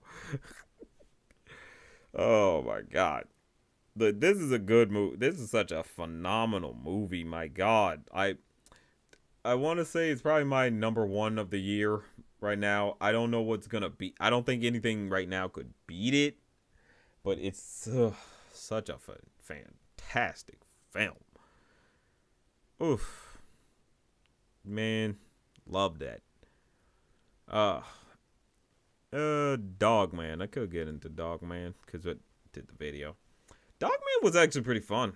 Like, I grew up on Captain Underpants, and I even saw read some of the ones where they did create Dogman, like the comic book.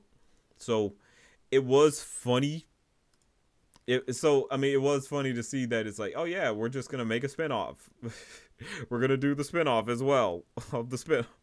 I'm like, all right, cool. It's cool. It's a weird spinoff Inception type deal, whatever, or adaptation Inception, whatever. And so seeing the movie, it's not bad. I like it. I think it's a good movie. I think it knew what it was, and it just said, yeah, this is who I am, and I'm not ashamed. We're goofy as hell. We go dumb as hell. We do not have a lot of serious moments, or when we do have those serious moments, they actually they're a little bit touching. I can't fake. They're a little bit nice. They actually make you feel a little bit of something. But I think it's a good adaptation. It's fun. It's over the top. It's wacky. It's not as dumb as, say, the Captain Underpants movie, even though I love the Captain Underpants movie. I even probably put that one above this, but but it's still like very fun on its own. Like you can have a lot of fun. It's not a bad watch. Later tune for thought. Oh yeah, Dr. Baco wanted to know any thoughts on South of Midnight. I'm just starting that game. I'm not too far in it, but so far I like it. I like it is like getting into, it gets into this New Orleans type of lore and understand, but I'm not that far into it. I don't know all the deep parts of it. I'm still like at the very beginning, like getting her powers and her getting used to it. But so far, my only gripe a little bit, the combat feels a little bit stilted. It feels like it could be a bit more free flowing and not so, oh, you entered this area and now you got to face these certain amounts of enemies, types, and I'm like, I don't know. It's not bad, but I got to play a little more, so I don't got a lot of deep thoughts on it. I don't know. Dogman, yeah, it's a good movie. I say give it a watch if you are a fan of Captain Underpants or a fan of Dave Pilkey's stuff. It's in that same silly vein.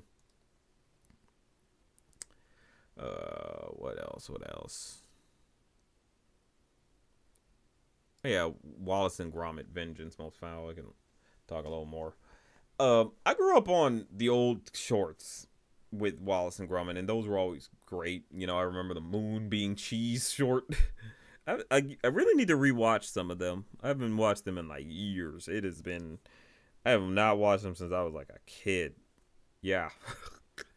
So, but like with them deciding to make another Wallace and Gromit movie, it was like, really, again, all right, based on, like, I mean, all right, I'm down for that, and it's Wallace and Gromit. They don't miss a step. They are as funny as you'd expect them to be. It's great. It is. It is the. It's just that amazing claymation, like that you come to know them for. That Aardman just excels at. Like, ugh, it's funny. I like the gags. The propaganda, as well as that, I need to talk about that for Dogman. Like, the propaganda is so fucking heavy now in these movies. It's weird. Like, Dogman obviously is like, that's how the story goes. So it's like, you can't really avoid that. But this is Wallace and Gromit. I'm like, y'all pushing these cops a little too much. Oh my god. Like, come on.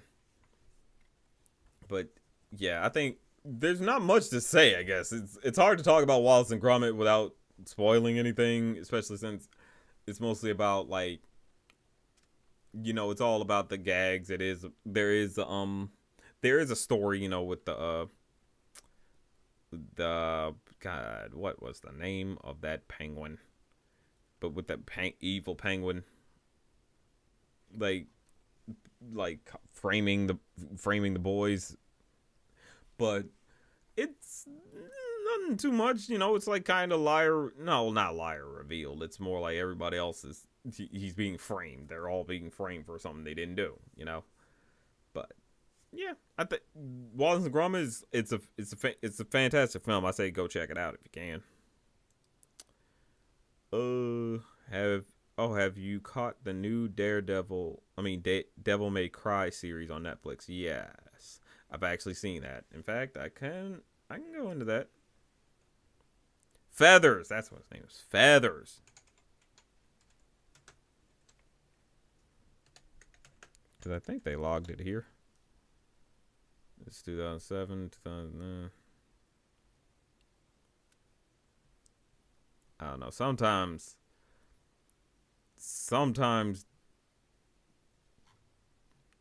yes. Sometimes they get TV shows. Other times they don't. Feathers McGraw. Yeah.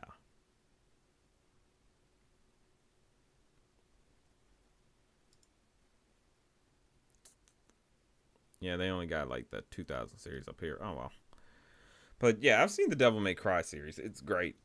That is a fucking tastic series. Like that is amazing. I never really played the Devil May Cry games. I've always been aware of them. My cousin like told me about them, showed me some of them and I've always seen like other stuff or other people gameplay of it.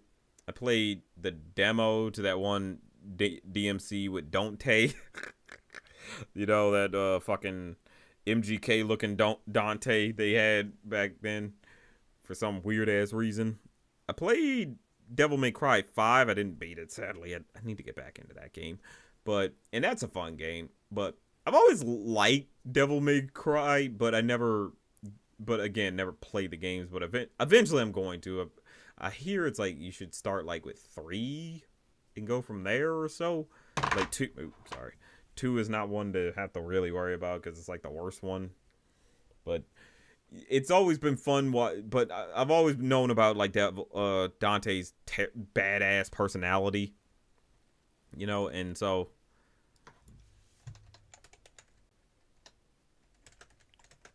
it wasn't really like let's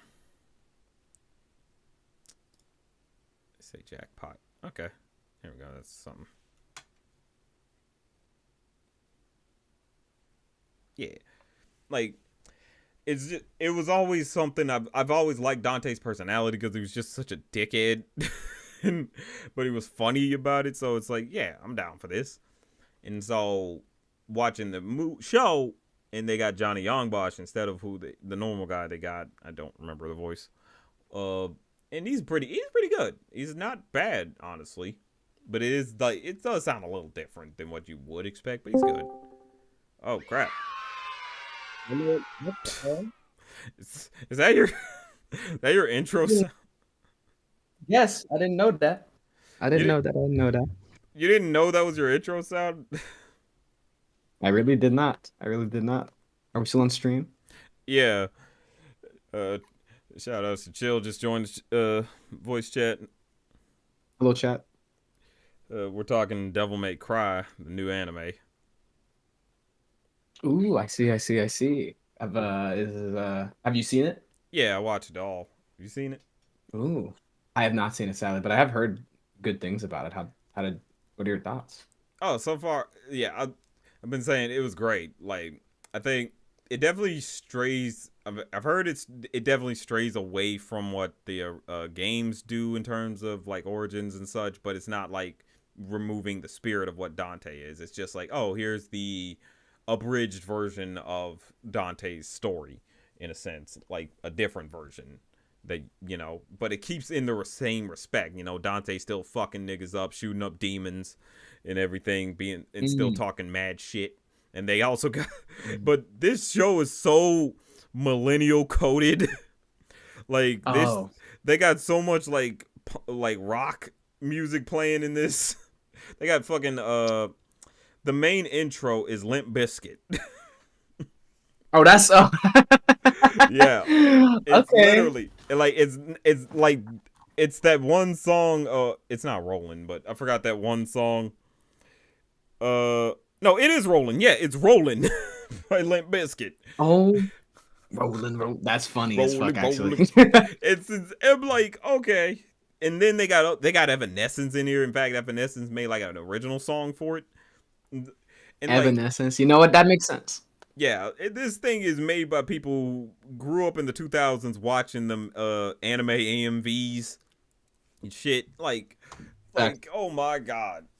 And so this is a great show. If you haven't checked it out, I say check it out. It even if you haven't played the games, it still works. Like, you don't have to play the games to have to be able to enjoy the show.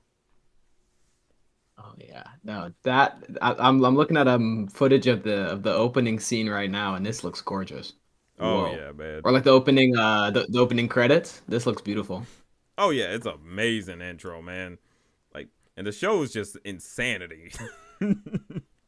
It's genuinely just a bunch of batshit crazy stuff going on. But yeah, I fucks with it heavy. The ending, oh, that ending was different. I wasn't expecting it to end the way it did with with how it did, but it's gonna be Mm, interesting seeing how they play up how they do season 2. So, but yeah, I okay, say check it out if you can. It's about, I think, what, 10 episodes. Yeah, so it's a 10 quick episodes. watch. Okay, that's a good number. Yeah, That's a good number. I'm okay with the 10 episodes sometimes. That's a good number. yeah. uh, uh, yeah. Dr. Baco asked me about that around the letterbox.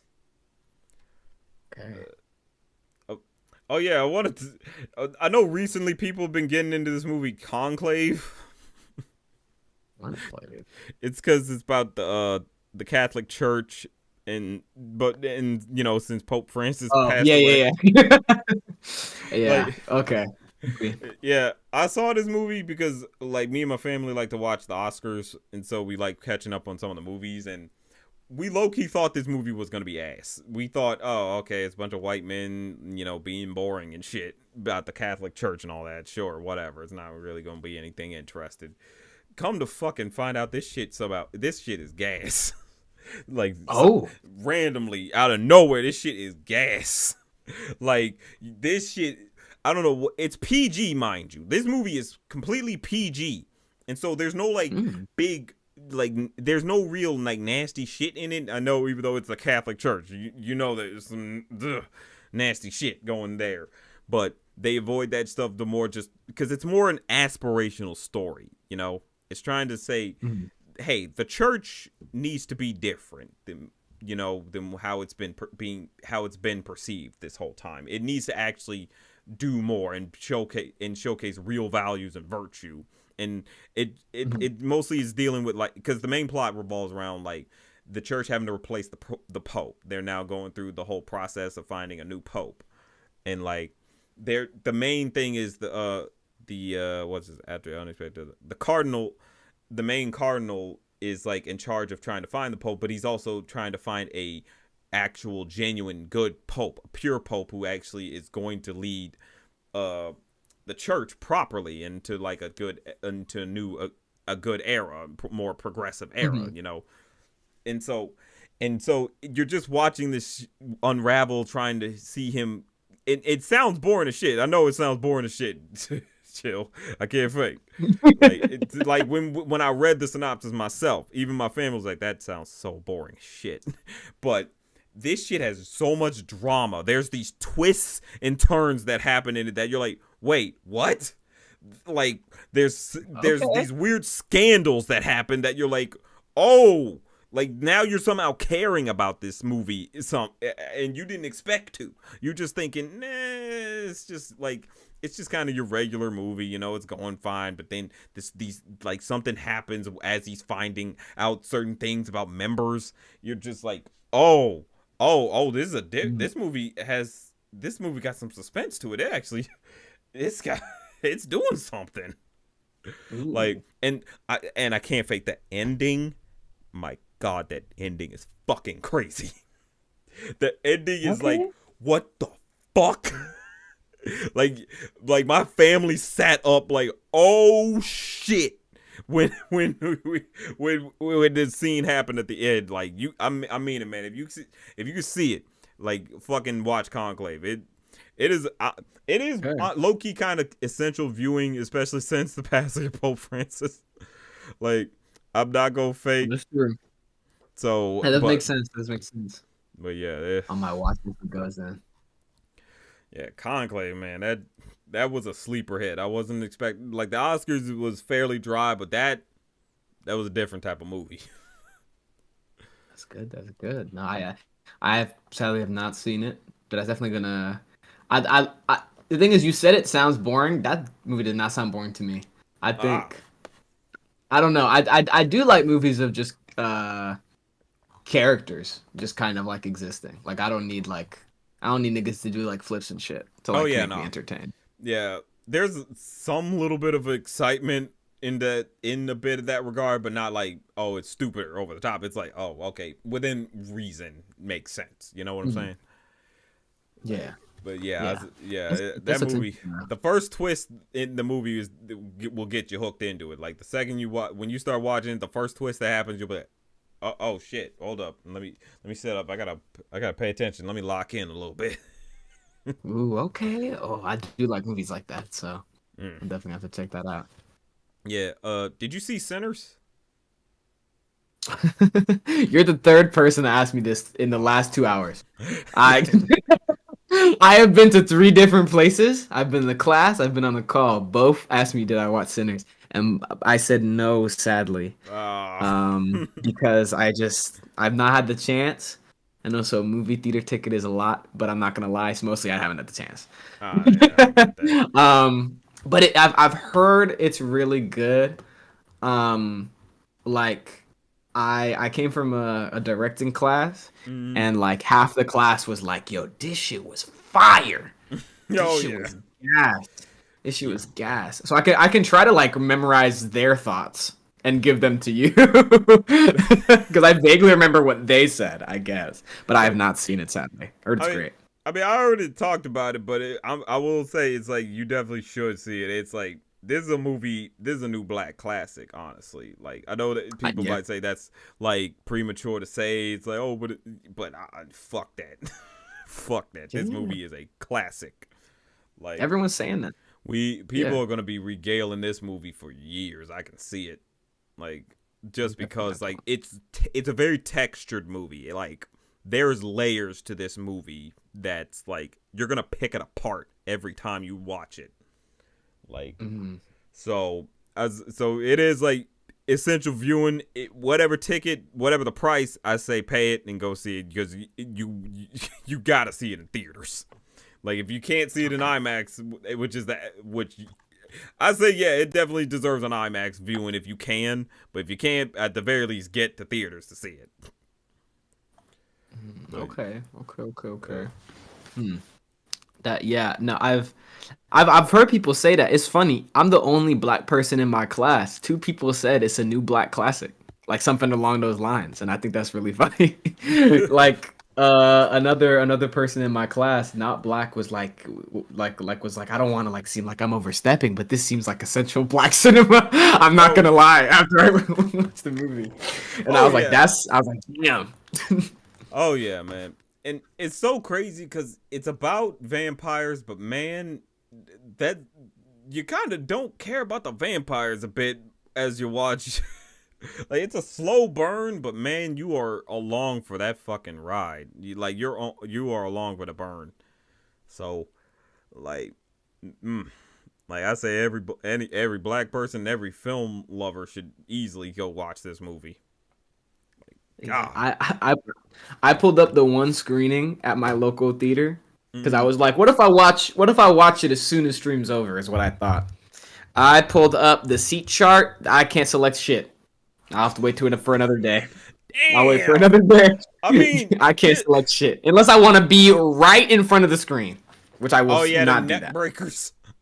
I'm not doing that. Yeah, do them. Yeah, I can't do them neck breakers. I did them things like I did that twice for Puss before. in Boots. Yeah, for Puss in Oh, Boots Last Wish. I was so mad. That shit looked beautiful too, and I knew it looked beautiful too. It didn't even ruin the experience. It just hurt my neck. That's the fucked up part. I can't even be mad at the movie. I was just mad at myself. exactly, bro. Like that shit sucks when you get stuck with the neck breaker seats because you just gotta look up the whole time, and it's like, oh my god, my neck. It was pissing me off. I was like, fuck. Oh, do you know what's a crazy combo? Ryan Coogler and Jordan Peele. Shit, Negro. What type of movie would Did that someone, look like? did someone say that in chat? Yeah. Are you? Hey, you need to be away from Hollywood. You can't make movies. They're gonna make some fucked up, nasty shit, or some. It's gonna be great too, and everyone's gonna love it, but it's gonna be horrific and terrifying. That's gonna be a different That type of fucking movie. Oh my god. That's gonna be so layered that like only black people can watch that shit. Only. It's, Damn, I'm thinking now. Ryan Coogler, Jordan. That feels like the type of thing that they say we're working on it and then they never release it. It's not like J. Cole Kendrick. Feels like they're working on it and it never leaves production. yeah, if it's like, what if you do it like Jordan Peele's writing with Ryan Coogler's directing? My god. Like that. That's pretty good. That thing's gonna have metaphors on top of metaphors on top of metaphors on top of allegories. That's pretty good. No, that's pretty. That would actually be beautiful. Ryan Coogler is such an interesting director.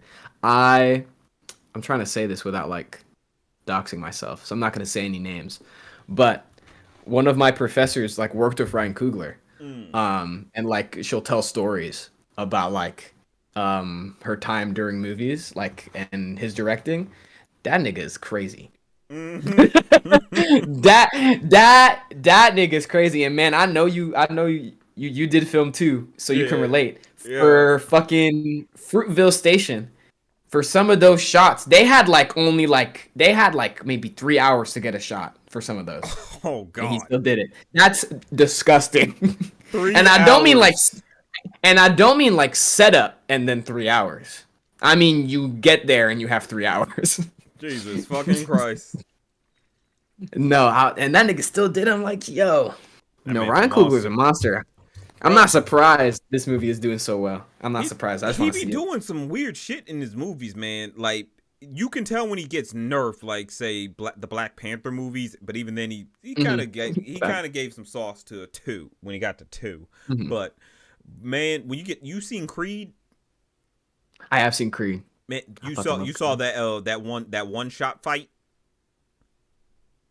Yes, I know what you're talking about. Yeah, that fucking one shot Ugh. fight. I was like, what the fuck? You like this nigga's moving around this like this camera is just so masterfully moving between these 2 niggas boxing, and like no one's missing a step.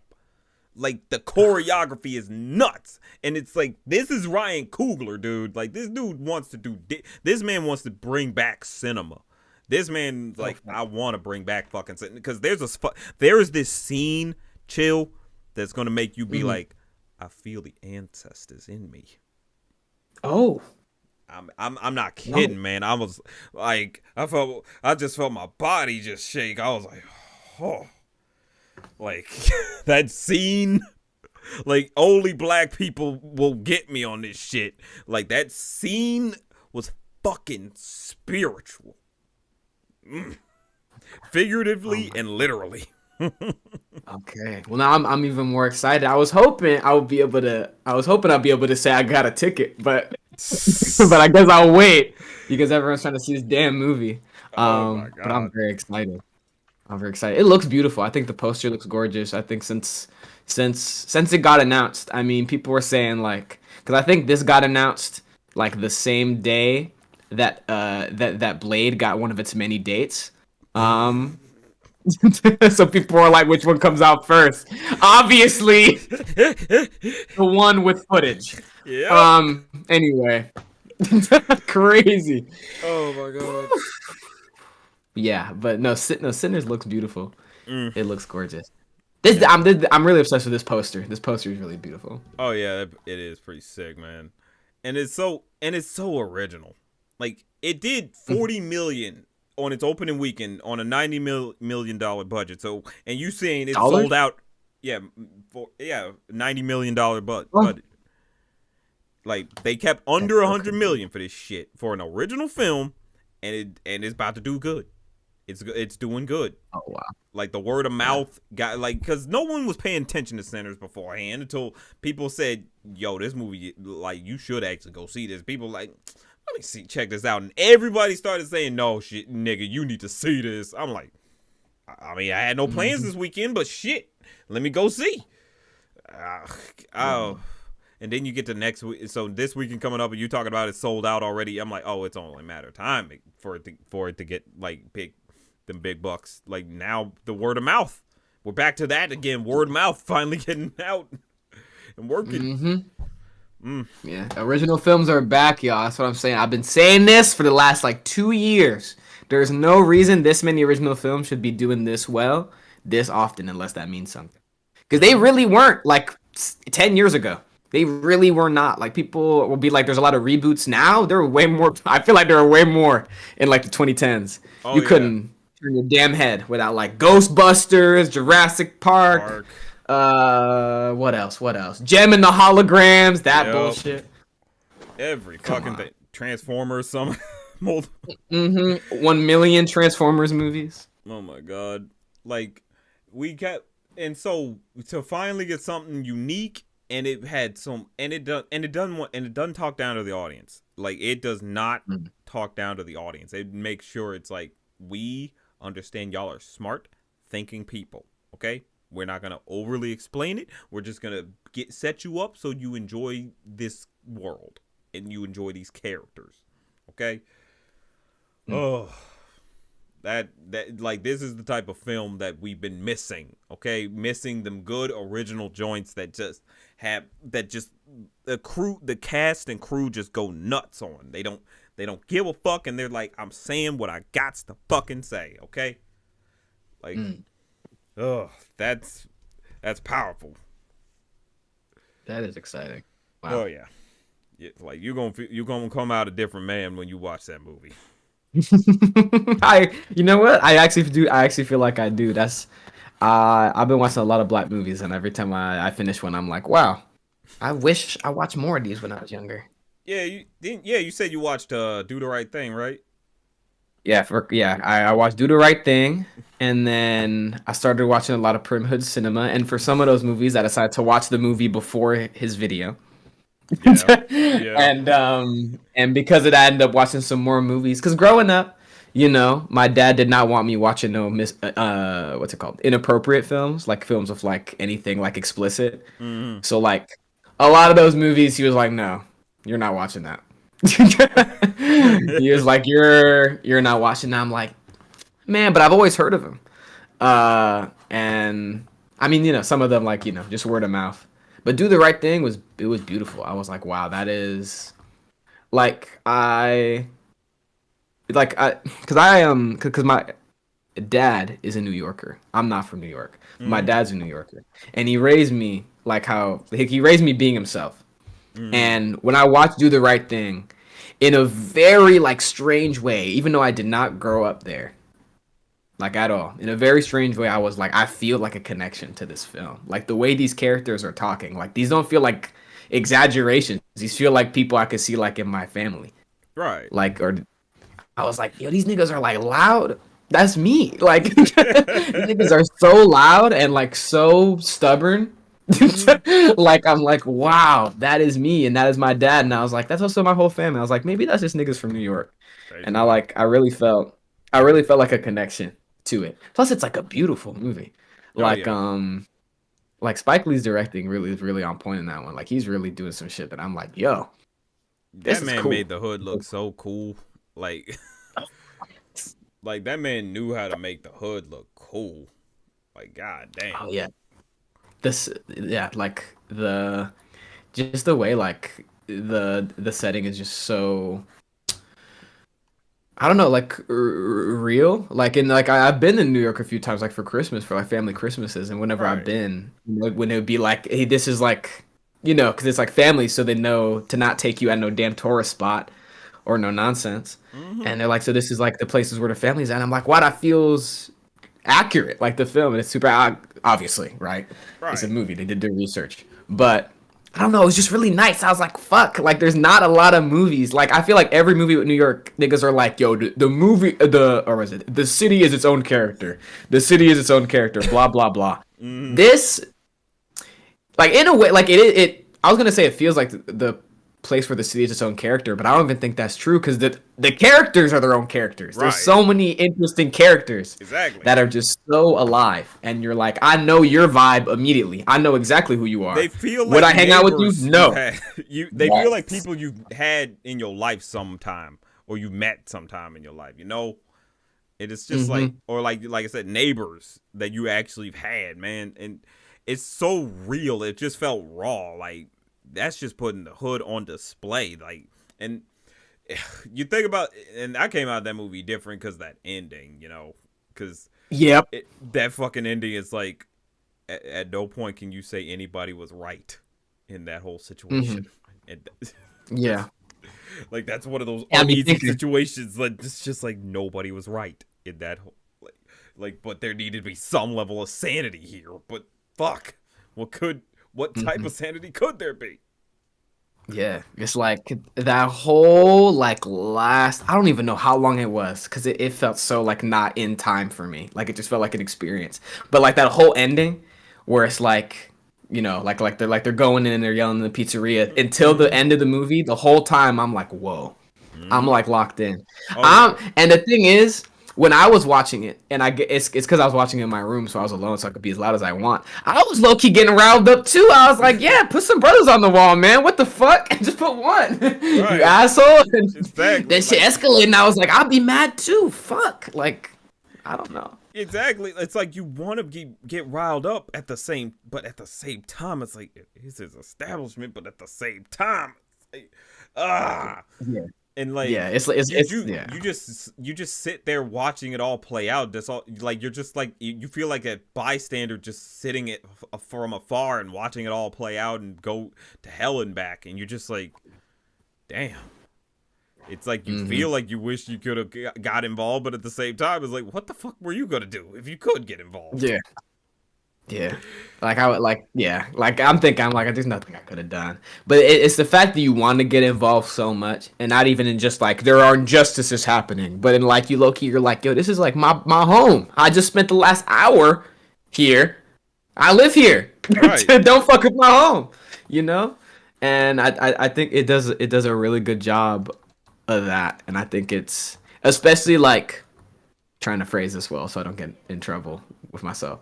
Mm-hmm. Especially living in a city that is in a city that is a lot more that feels a lot more fake, that Right. feels a lot more manufactured and gentrified.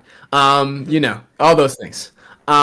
Seeing how the streets of Brooklyn are and do the right thing. I'm like, yo, that's like when a community is like really together. Like that is Mm-hmm. something that like and not in like a sad way that like, oh, I don't have that, boohoo, but like in a way that like that is I can appreciate that Mm-hmm. there are places like that. And I think the fact that the movie like highlighted that, like Yeah. as a thing we all know, like we're all aware there are places where like the community is super tight, like obviously. Yeah. We're not dumb. But like Exactly. Yeah, but when you think about it, it's like, yo, that's like beautiful, and it's just also that movie's funny as shit. Oh, That yeah. movie's funny as hell. Bro. Yo, Jordans are fucked up. Oh, That delivery is. You just stepped on my brand new white Air Jordans. I was like, that but is that, funny. but that nigga, Spike Lee also a sicko with that boob scene. Oh yeah, I was like, oh, I didn't know this was this type of movie. This nigga What's is going sicko. on? I'm like, what are you doing, nigga? I think it's the not to be like film nerd, but I think it's the shot type choice too. I'm like, nigga, you showing like bird's eye tits. Like the fuck's wrong with you? Like, nigga, what are you talking? It's not artistic. You're just showing them. Like Exactly. it's crazy. He's trying That's to give good. a philosophy on the shit. And I'm like, if you get the fuck out of here, you weirdo. Like, Yeah, get thank out. God. It's like, bro, thank God for the cut this scene, bro. Cut the scene out, bro. Come on, bro. The scene was like half necessary. Like I think the movie would have been fine. Exactly, bro. Damn. The movie would have been okay. No, that nigga a freak. I saw that. I was like, whoa. I was like, that's a little odd. Then like I was like, but I at first I let it slide because I was like, I guess this is what niggas fuck with. Like I guess this is what like niggas are like. It's one of the best movies ever. A little weird. Everything else is fire. And then I googled it and I saw like the actress wasn't really fucking with it, Yeah, and she Spike Lee was wasn't like, yo, my bad. Like later on. Exactly. And I'm like, yeah. Because I don't know, it was one of them dumb things. Like a lot of the old timey like directors would get a little too ahead of themselves or get too like weird with their art and think, yeah, I should be allowed to like violate your body like that. It's like, no, nigga, it's art should still have boundaries. Damn it. Yeah. Like, Yeah, fuck like- on. Yeah, like that weird shit is the type of shit that like film school got to teach you about. It's like don't be fucking weird. Be normal. Please treat these people like normal people Right. and pay them. Yeah, no, do the right thing was fire. I mean, what else did I'm trying to think. What are the movies I watched and not just saw the Prim Hood's cinema video on? Right. Oh, Soul Plane, because I've heard of Soul Nigga. Plane for years, and then I watched watched. Well, I didn't know that it wasn't good until during the movie. I quickly realized that it wasn't very good. When did you realize? By the time you got to that ugly ass plane and it started bouncing up and shit. No, honestly, I think at the time I thought I jumped the gun, but I was right. It was when the dog went in the damn turbine, and I was like, is this about to be like Scary Movie, nigga? Because it had the same like production quality as like Right. Scary Movie and superhero movie and that shit. And I was like, oh fuck, is this just like a parody of blaxploitation movies? Which is, I get maybe. Nah, I don't know. It really was just kind of one of them dumb movies. Like I never saw it, but I've basically seen it by proxy of other people talking about it, going over it, and parodying it and all that in clips. Like I've seen the Hood Prim's video on it, and like it's just one of those things it's one of those movies that I've always heard legends about it, but I always had some modicum of belief that it might be good. It's like, okay, maybe the first one was kind of a classic of some sort. Maybe it was a dumb comedy, but like you see the bouncing airplane, the pimped out plane, and shit. And I'm like, no, this was a stupid ass movie. I don't know how that became somewhat synonymous with us or how it became a classic. What the fuck is up with these ads? Yeah, no, I'm not sorry. I also see the ads on your screen. But no, I was watching. I was like, oh, this movie like not that funny. Like I'm not laughing too much. Like I'm chuckling. I'm exhaling out of my nose. Because I mean Kevin Hart's line delivery is honestly like he's Kevin Hart. Like he knows how to deliver lines to sound funny. But like a lot of the jokes weren't that funny.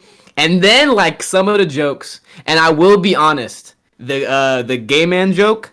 Like I'm bi and I laughed because I forgot that this movie was made by a bunch of straight people, and like that's a joke I would make. Like I would make that joke. What was the I joke? would make that joke. It was like it was like Snoop Dogg gets in the cockpit and I forget what the actor's name is, but like that comedian. But like the comedian is the other pilot, and he's an African nigga, and like he's doing like this whole like exaggerated like African accent. I think the comedian is African. I've heard him do the accent multiple times, so I at least hope he is, or it's a little dubious. But like he's doing like this really exaggerated African accent. He's like, my name is a gay man. That's just my name, not like two men having sex on a bed. And he just like elongates, like really extends the like him explaining that his name is Gayman and not that his name is referring to gay sex. Right. And I think that joke itself is pretty funny. But also because I was like completely forgetting the context of like, okay, this is coming from homophobia. Right. I wasn't thinking of that. I was just enjoying the joke. But then homeboy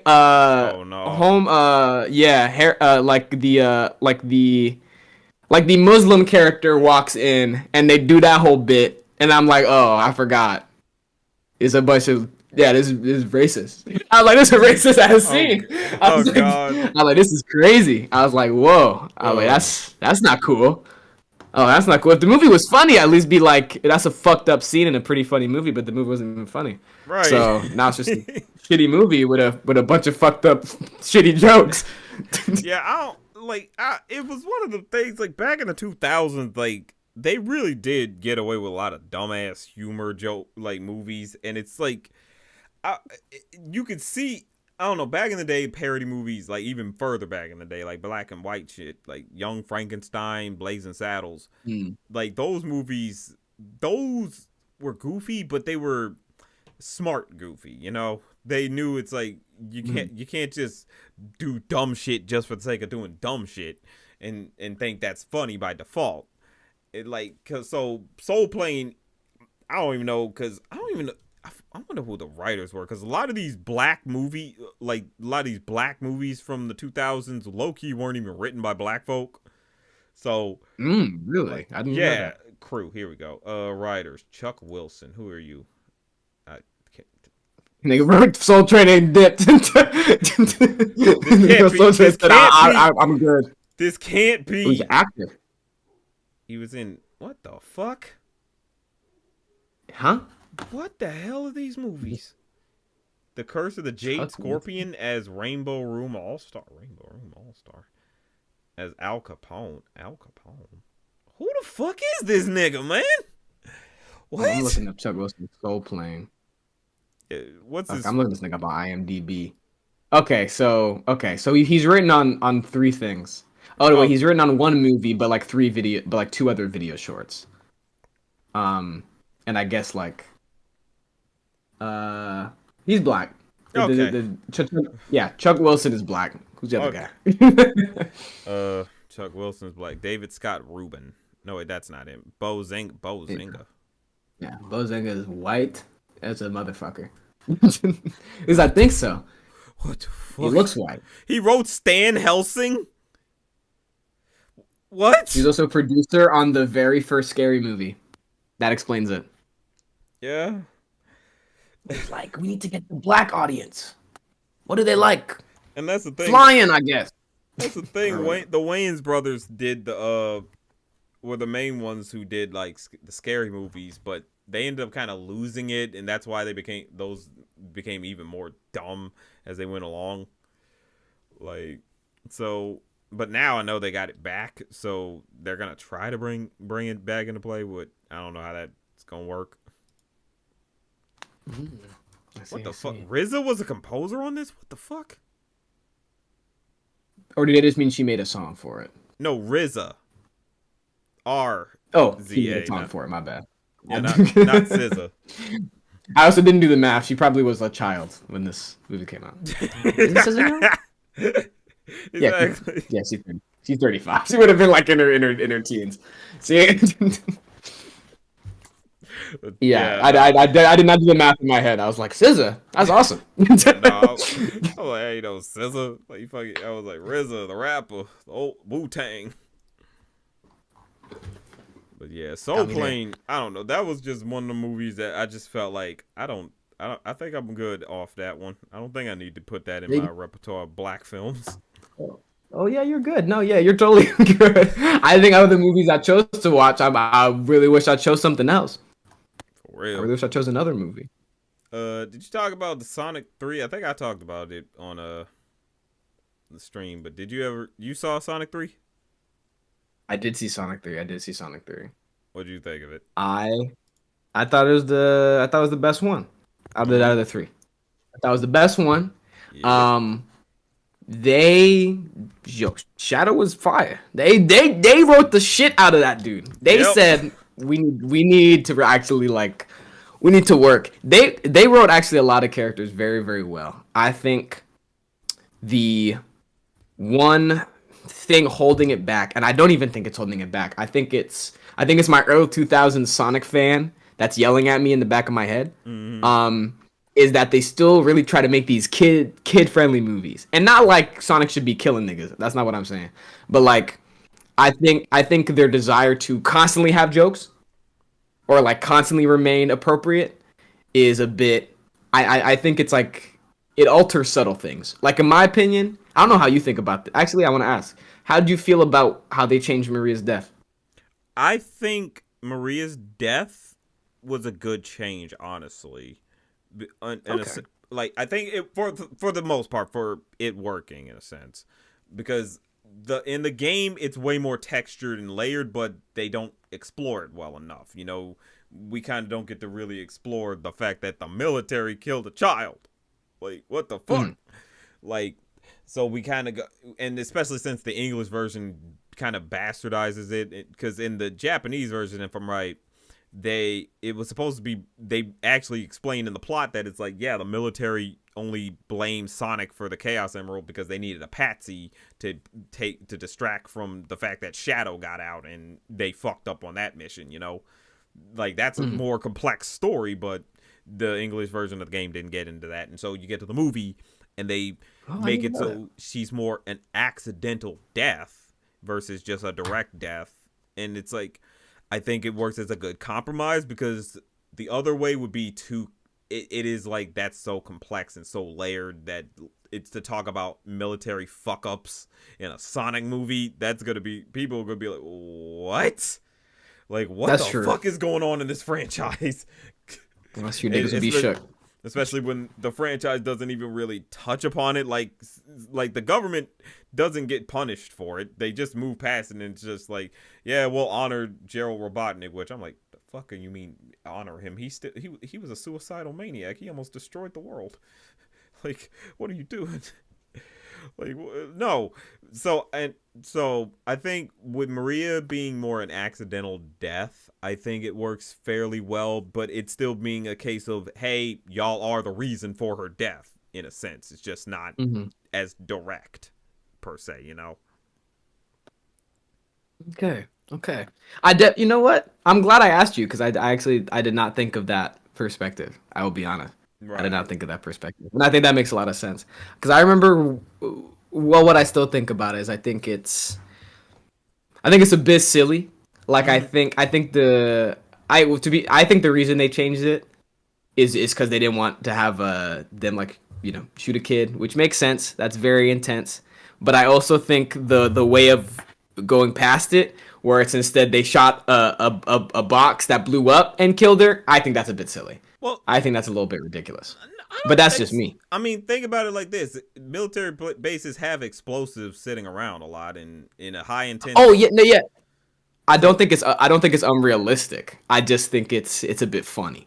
Like I think them just being like, let's like add an extra step. That's kind of what they're doing. I get it, but I think I was like, that's a little funny. Well, you got to think about it like this: why would they shoot Maria in this regard if she's not really a danger? That's true. That's like true. That's she, true. That's like, true. Because That's true. in this movie they get rid of the arc, or Yeah. they just keep it to just the Eclipse cannon, because the arc itself, that already adds so many questions. It's like, what the fuck are you building that for? What type of space station needs to have a fucking laser in it, and pointing down? Like, what is this, the Justice League? You know what I mean? Like, so it's one of those things of, I get there. That's why they they have to remove that layer of the arc being built in the first place to just being, okay, they're about to escape with a very deadly weapon, and that can't be done in space. That already, because also you got to think in the games that, Maria sends Shadow down from the arc to Earth, right? But he immediately gets recovered by the military anyway. So it's like, well, damn, you died for nothing, and there was kind of no point in sending. You just kind of delivered Shadow to them because they're already on Earth.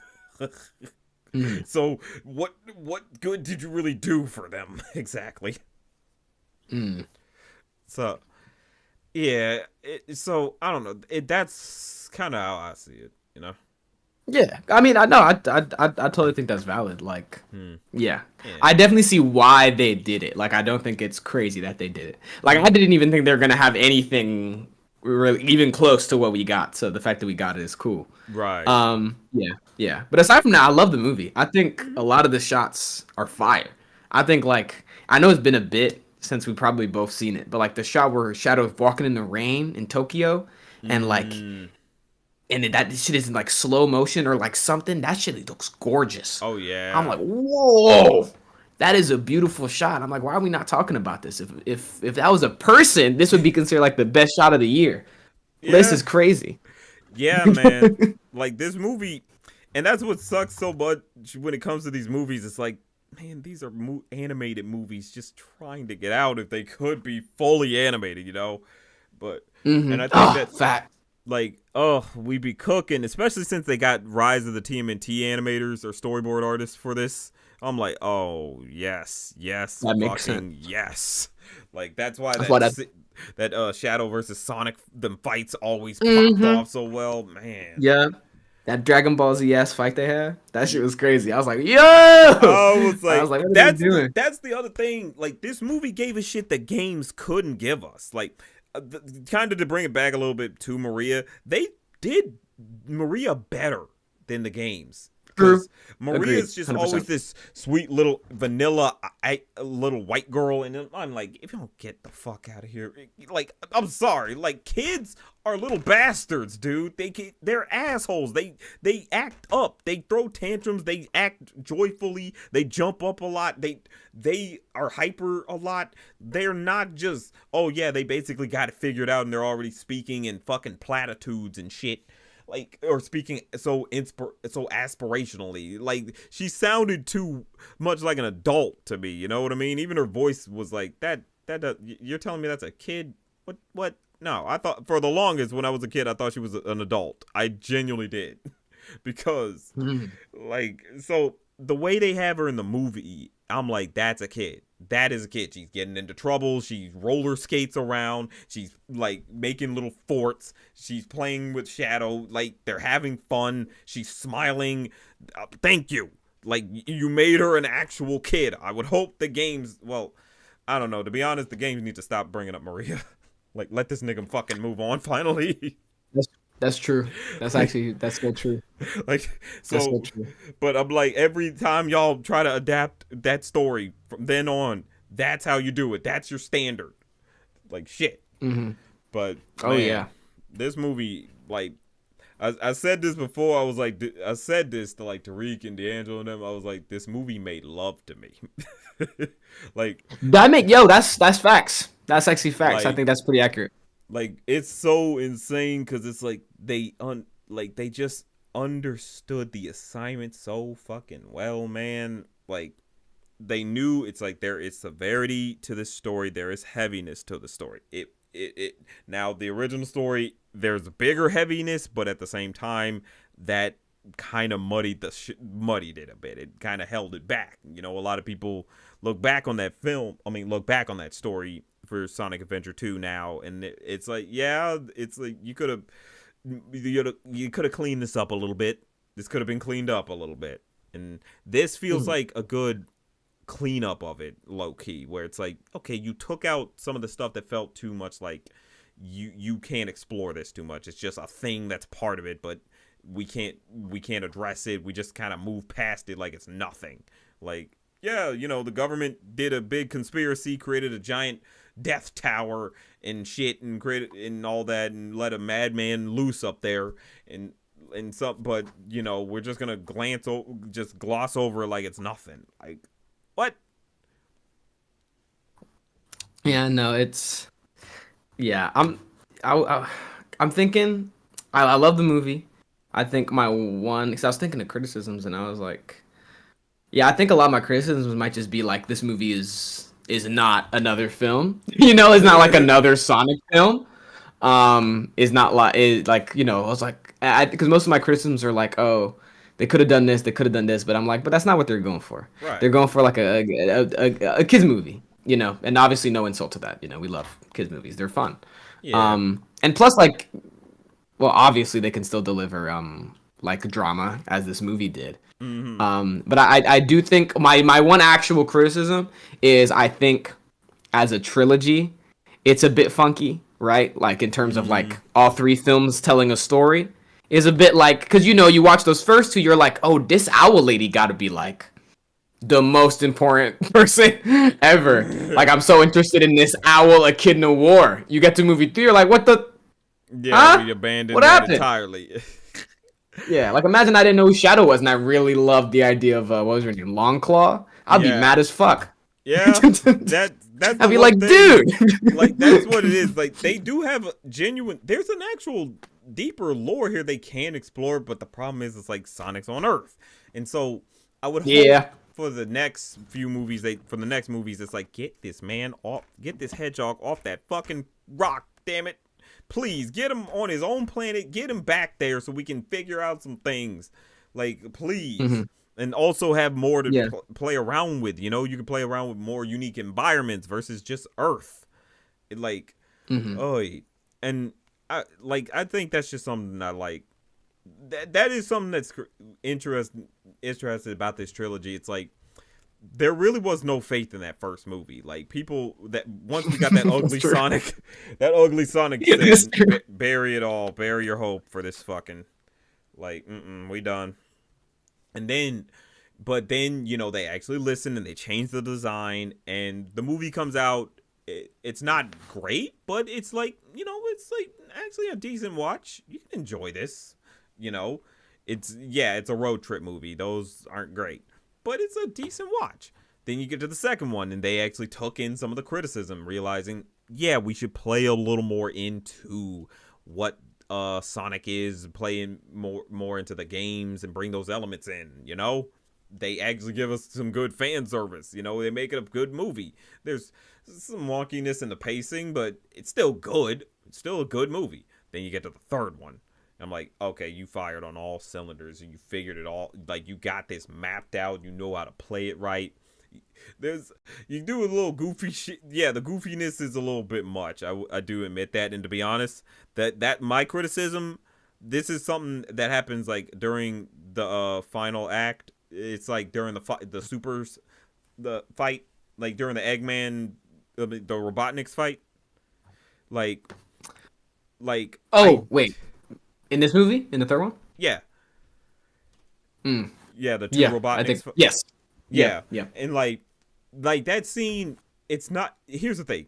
They actually could have just mixed that in with the live and learn fight sequence, like literally just cut it back and forth between Sonic and Shadow and the Robotniks fighting and just have it in tune with the music, You could have, and it would have extended it. You could have had the song playing even longer and keep the hype going for a little longer. That's my only gripe. Like that's you know what? You're entirely right. You're actually so right. Because they really just wanted to play up the whole comedy of it. I'm like, no, man. He's got fucking scorpion claws. It's like he's got scorpion claws. It's already cool. Like you can play this up. You can just do some cool camera tricks or some shit and play. Yeah. No, they definitely should have played that whole song. Like so much of like if in the conversation of like video game adaptations, and like what's the point of them? Like because there's obviously a movie's different in a game. Like maybe trying to invoke those same feelings you get from the game from the film or TV show. Right. And I do think like a big part of Sonic games, especially for Sonic fans, is like I just played all these levels, I just did all this shit, I just collected all these goddamn like medals or red rings or whatever the fuck, Mm-hmm. and I get to beat the final boss and listen to this awesome ass song. Yep. That's the deal. Yep. That is the transactional deal that we get every time. You get a beautiful song, even if you don't like the game. Even people who did not like Colors were like, "Yo, that final boss though was gorgeous, Oh, and yeah. that song was amazing." They definitely should like have the whole song like run through. We should also just normalize like that in action scenes. I think the Sonic movies are also held back by trying to like at least 20% of them has to feel like a normal action movie, and I think that's what's holding them back. I'm like, if y'all Yeah. just like go crazy, have some fun. It's a cartoon. Really. It's not real. Yeah. Like none of this shit's real. For It's all real, made up. I want to say like if they definitely got to rehire those TMNT like storyboarders and animators, like bring them back and really talk to them about like musicality and making sure Yes. and playing up the songs, and please get more Crush 40 playing in these movies. Like it's not enough. We need more. Okay, we need more. Like Kendrick says, not enough. Like it's good we Yes. gotta live and learn for the third movie, but I'm like we should have been having them play out throughout. Like these songs should have been new age, some type of like random retroactive hit. You know what I mean? Like all these songs, people who never really heard them before, like are now hearing them and like, oh yeah, no, I heard that song in the Sonic movie and that was great. It's like, yeah, and you have there's a whole library of Crush 40 songs you can go listen to that sounds just awesome, if not even better. You know, like they got to understand some synergy shit, but they need to really work with those like animators to like play up the action and just play it more like a Sonic action versus like you said like normal action movies.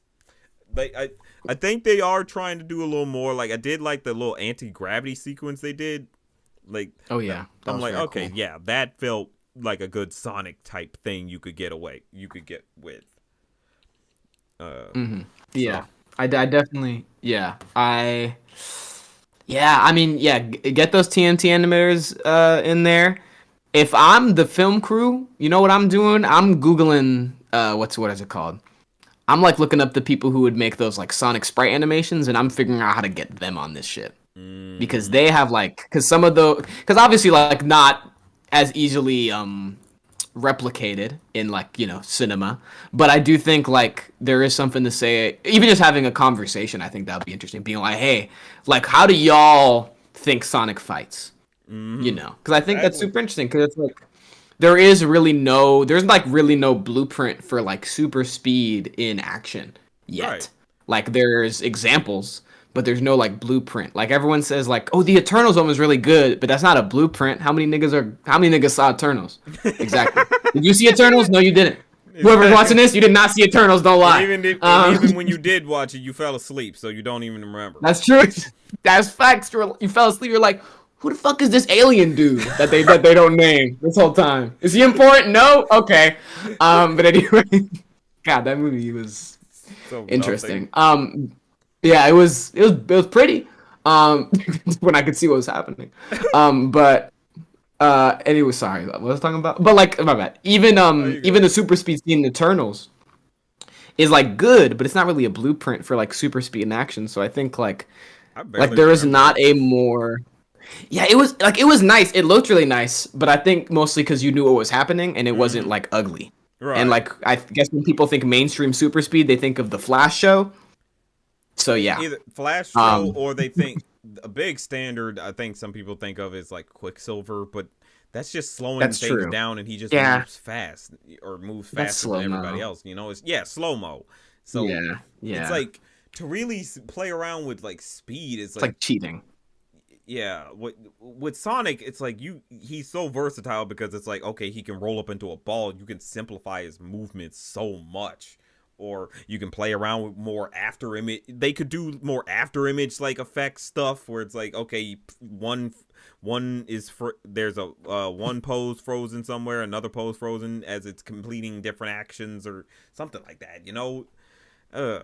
It's like they really need to play into the fact that it's like this is a fictional hedgehog who just moves however the fuck he wants. You do not need to hold yourself down to reality. That's something like honestly a lot of film schools will try to tell you need to do, or film nerds who just don't understand, who don't really know how the craft works, that it's like you can have fun. You are not bounded by reality when you're working in fiction. Nonfiction True. you are, but fiction, it's fiction. You make up the physics. You just need to follow your own rules. That's really it. Yeah. Yeah, 100%. And I really, I mean, I like they were very creative in Sonic 3 and even like the other ones, but Sonic 3 more so, like with the action and stuff and how to Mm-hmm. use the characters. I just hope they keep improving because when we get to more characters, I mean, it's been a while, but I'm still not gonna say like what characters may or may not have been in the movie. But when they eventually do end up doing characters like, well, first one I'm thinking of is Silver, like that telekinesis. I don't need no damn boring ass telekinesis. God damn it! If they Yeah, do no, Silver, which they honestly might at this they point gotta with make him a fourth one. broken. They gotta make Yeah. him like Project '06. Like he's gotta be Yes. just be able to have this field of psychokinesis around him, and whatever you send at him, he is stopping dead in its tracks because that's Yep. his power. Okay. They need That to could be let him so have cool. that ability and work around that. You don't just nerf a character just because, oh well, they're too powerful. It's like you can work within an overly powered, like you can work with them being overpowered if you know how to like play off like their emotions, their flaws, and like their thinking. That's where they slip up a lot of the time. They can be so powerful but still have such a bad hubris. Like, True. Like I think, yeah, if they do Silver well, like they could really, because I do think like the most important part if they're gonna do Silver, having him fight Sonic the first time, the most important part is having the audience go, well, this is Sonic. He's fast as hell. right. He obviously can't lose. And then Silver is like, no, I'll stop him. Like I'll make him stop moving. Mm-hmm. Whoa, that should be nuts. The Yeah. theater, anyone who doesn't know, they should go, what the fuck? That's not allowed. You can't do that. That's cheating. What's Exactly. happening? Like you wanted to have that moment like Knuckles where he stopped Sonic in the trailer, Mm-hmm. where it's like, Yep, do that I was a look great like I scene. need your, but like you need to have it so it's like just stop dead in his tracks. He's moving so fast, but somehow Silver just stops him without even really thinking about it like that. It's like, whoa, who is this guy? Like you give him that badass moment that we never really got in the Mhm. games. Yeah, and it's fucked up.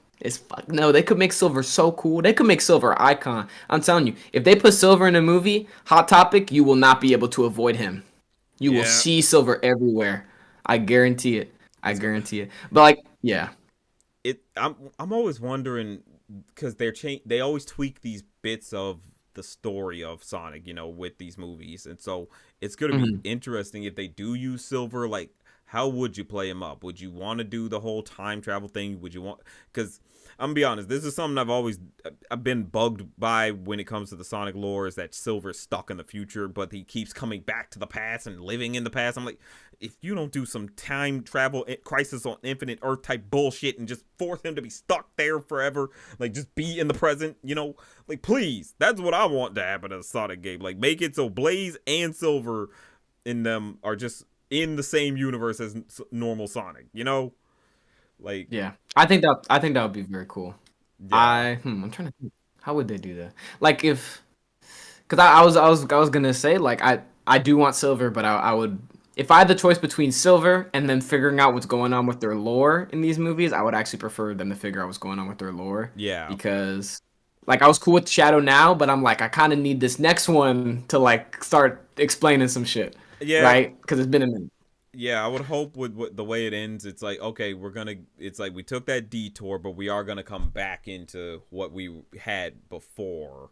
Like, I would hope, because it's like, okay, you finished off this trilogy, why don't you use this fourth one as a good springboard into next and do the next big thing? Now we're Yes. off Earth. Let's try going to Sonic's world. You know, you could, and even if it's like, uh, wishful thinking would be it's sort of the fourth one acts as a soft reboot and they decide fully animated. But I don't see that happen. But Yeah, but probably. Not. but if it's like, okay, get us on to like Sonic's world, I would say do something with Tom and you can do something with Tom and Maddie. Like they can still be a part of like Sonic's life, still helping out in the adventures, because I kind of like how they utilize them in this third one. It's like, okay, they actually do help out. It's just they use them less here. Yeah. But it's like, Yeah, I mean, yeah, yeah, I'm trying to think. Yeah, I do agree with the starting a next trilogy thing. I think that would be very. I think that's the smartest choice. Like, I hope there's. No, I don't want to say I hope they're smart enough. It makes me seem like a dick, but I hope they're smart enough to do that. To like prepare to like have a whole other story, and maybe have a bit more of a plan since they know it's at least successful enough where they can, hopefully guarantee a few more films. Like especially in this world where it's like you have a franchise you can go on for fucking 10 million. Like there's like another Jurassic World, I don't know, another Ghostbusters. I don't even know what's going on, man. I don't, no clue. But yeah. like they can guarantee these like future installments kinda. So I would hope they plan something out. And I also do agree with you though. I think like every movie they've slowly been getting further, like expanding the scope further and further, like like US, sort of get out of the US, go into the whole world. Like they literally went to space, like in the in this last one. Right. Like I don't see why not, like fourth one, let's go back home. Let's go back home. Maybe we go back and forth. Maybe fifth one, it's like the status quo is that they go back and forth and that's just how they live. And by the sixth one, maybe Sonic is like, hey, I'll make the right choice. I will live in this place, because maybe this home needs a freedom fighter. I don't know if they can say that without Ken Penders suing them, but like I think that would be cool. Yeah, I could. yeah. No, I think that'd be a good trilogy to watch. Like he finally finds his home and recognizes they need me more than any other place. Like Yeah. even like the one thing to do is like, what about like with Eggman? I still lean on like Stone can take over. I know some people might not feel that, might not think so, but I don't know. I feel like the actor himself like clearly enjoys the role he plays, but I think it's like you can make him step up. I think you could play up him wanting to just take on the legacy and be a new Eggman or something like that. I don't know. Like, I don't think you got to do anything different like that, or try to be like, oh, we'll just cast somebody else or some shit like that. It's like, no, just upgrade a Stone. That's what I see. That's what I say. Yeah. I'd be cool with that. I'd be cool with Stone being like like you said, like upgraded into this higher villain role, and I'd be totally cool if sort of what we did with the second and the third movie, where it's like instead of like Eggman and then he's accompanied. Well, actually, no, Knuckles and Shadow are definitely more like people who are being manipulated. But I mean, like Stone could definitely be like a villain for like in the background, and like his thing is like, oh, I'll assist. Like what Eggman does in the games, like I'll assist this primordial creature or like whatever he finds, in the world. And I think it would totally make sense if he was like, I will live in whatever world this is to like continue Eggman's legacy. I would, and this is also wishful thinking for me, but just because I think them doing this would really tell the audience we're not fucking around. Mm-hmm. And I think it would be like, wait, am I dumb? Is Jim Carrey planned for the next one? I'm trying to ask this without spoiling people who may not have seen the third one. Is he planned for the next one? I think far, he might finally be ready to commit to retiring, but he might still be open to coming back, I think. But I'm not. Okay. But I don't think anything's confirmed right now. Yeah, because my immediate thought is, well, obviously, if he's like, I'm retiring, then let him. That's more important than any damn movie. Let him retire. But if he's like, one more, I feel like you gotta kill him. You gotta kill Eggman. Not in like a brutal way. You don't have to like disrespect the character, but in like a way that's like, I feel like an emotional way. Also like as a sort of extra motivator to Stone, because just the way he is now, I don't think he has too much motivation. Eggman clearly is like ill, like clearly has some issues going on in his like heart. So like that's very easy to be like, no, he's a supervillain. He's clearly something's wrong with him. But Stone is Right. just like he's a pretty chill guy. He's a pretty nice guy at this point. So I feel Yeah, like he's still in that lackey mode. If anything, it's like you could use the next film to build him up into the villain role. Like something goes on and it's like, yeah, no, yeah, he's about to just take over or some shit like that. Like oh yeah, it, I like could totally see that. yeah, because it is like right now he still feels too much like a minion. Like he's still in the shadows of somebody else. But it's like just some good writing, regardless, could fix that up easily. You know. Yeah, and a wardrobe change. Give that nigga like some give Stone something. If they make him like a big villain, they gotta drip him out. He has to Mm. look insane Oh because people yeah. have to see him on screen and be like, "Yo, this guy's not playing around. Oh exactly. He Like looks cold." like they really gotta get, like he's got the face for it. They genuinely gotta just give him that cold ass outfit that's just like, oh shit. Sonic gotta focus, they gotta pay attention now. We all gotta pay Yeah, attention to this guy. 100%, 100%. And I mean, they're probably not gonna do this because I feel like with a movie that has that much money on the line, they have hella like protections to make sure no one does anything slick. But if I was working on it, I would try to make that nigga look like what was his name, Snively from Satam. Oh yeah, I would like I wouldn't tell nobody, but I would they would know. If fans would know, they'd be like, I'd be like, hey, can Stone be bald, real quick? that would be low key funny if that was like if Sniffly was like an inspiration for a look for Stone. Like That that'd would be amazing. that'd be funny. It's like the Sniffly that got to step up. Yeah. Yes, the Snively that got to step up. Like oh Yes. No, shit. I think that would be fire. I mean, we've talked about this before. Like we're both very firm believers that Sonic just needs like any outlet to really tell his stories well, so that Yep. people can pick up, consume, and get it. They Yep. don't have to play no damn 1,000,000 games. They don't have to read a comic that starts in the fucking middle of his life, Yep. where I have to be like, what happened? And I just have to guess. I don't have to like vaguely understand lore from a previous story. Like just something where someone can be like, I want to start it. Who's Sonic? I don't know. They start it, they get it. By the time it's over, they understand it. They could probably have a conversation with another Sonic fan. I think that would be super nice if like someone was like, I only watched the like the hypothetical Sonic TV show, and they're like, "Oh, do you know Silver? Yeah, I know Silver because they fucking had him in that show. That would be cool." Yeah. So I think any way to have Sonic's story out there in a better, because there's a lot of cool stories. I mean, I like a lot of those games are fucking awesome and have really fun stories. Right.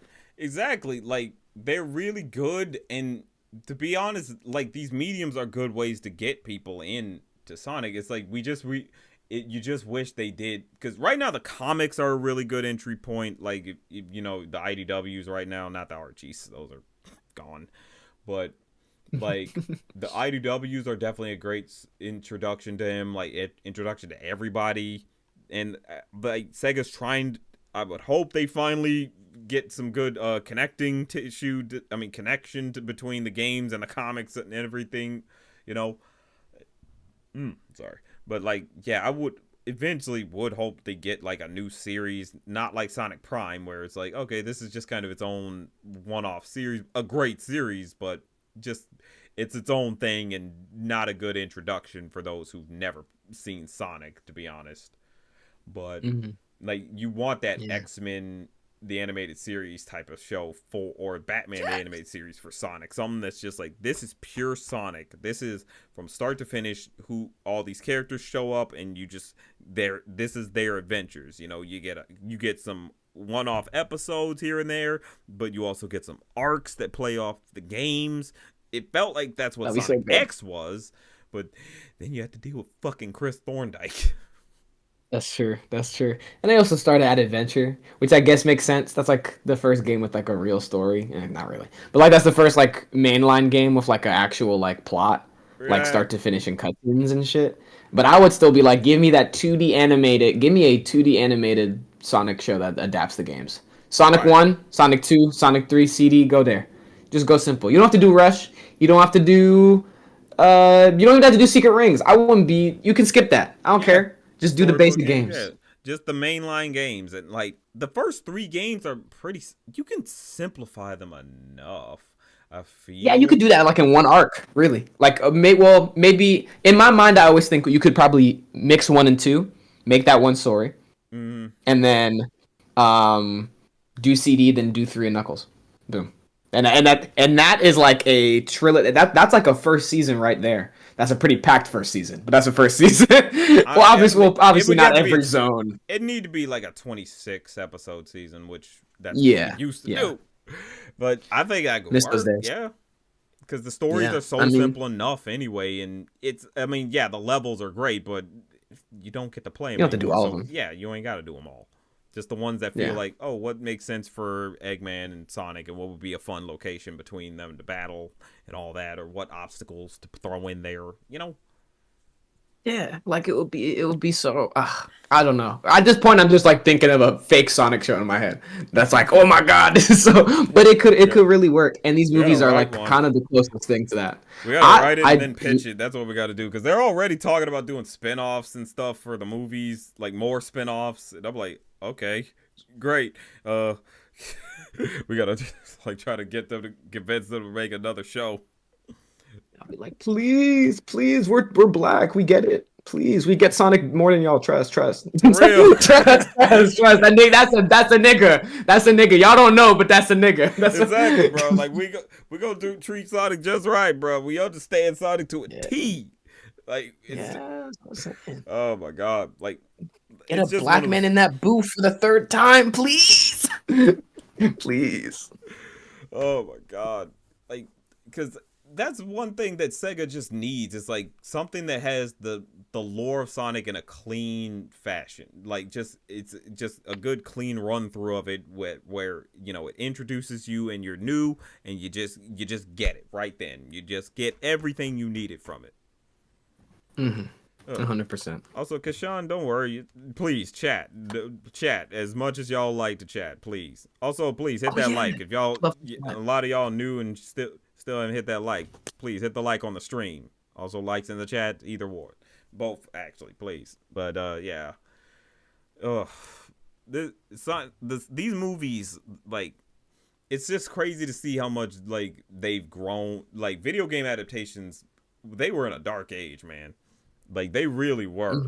But Yeah. this one could have started out, could have kept that trend going of the dark ages, but they like no.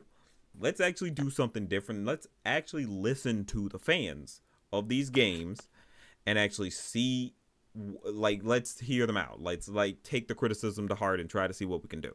They do that in the first movie. It actually turns out decent. It's not perfect. It's not great, but it's like it's just fun. It's fun. And like I said, second one, they figured it out. They realized, no, that's our golden goose right there. Paying attention to these fans. That we got to keep that going. And I'm hoping that the same thing happens with the third one.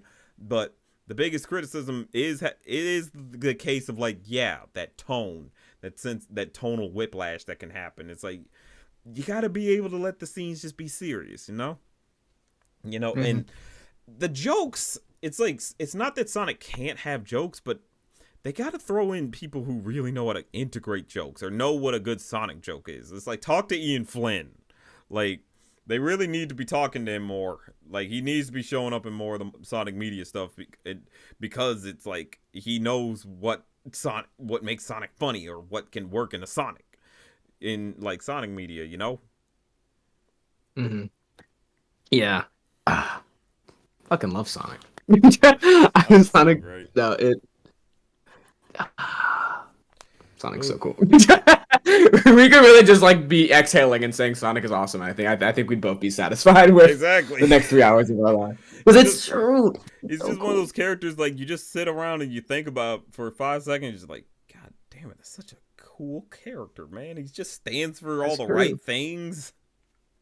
Yeah. Like I remember one time someone asked me like, why do you like Sonic? And I was like, I have like these pants that have Sonic in shadow on them. Like they're like full renders on the pants. And my friend was like, why do you like Sonic? And I pointed at him. I was like, do you not fucking see him, dude? He's awesome. He's Right. on my pants. Do you think Right. fucking Popeye's on my pants? Dude, no. Popeye is not on my pants. Sonic's cool. He looks, I don't know, he's just a cool guy.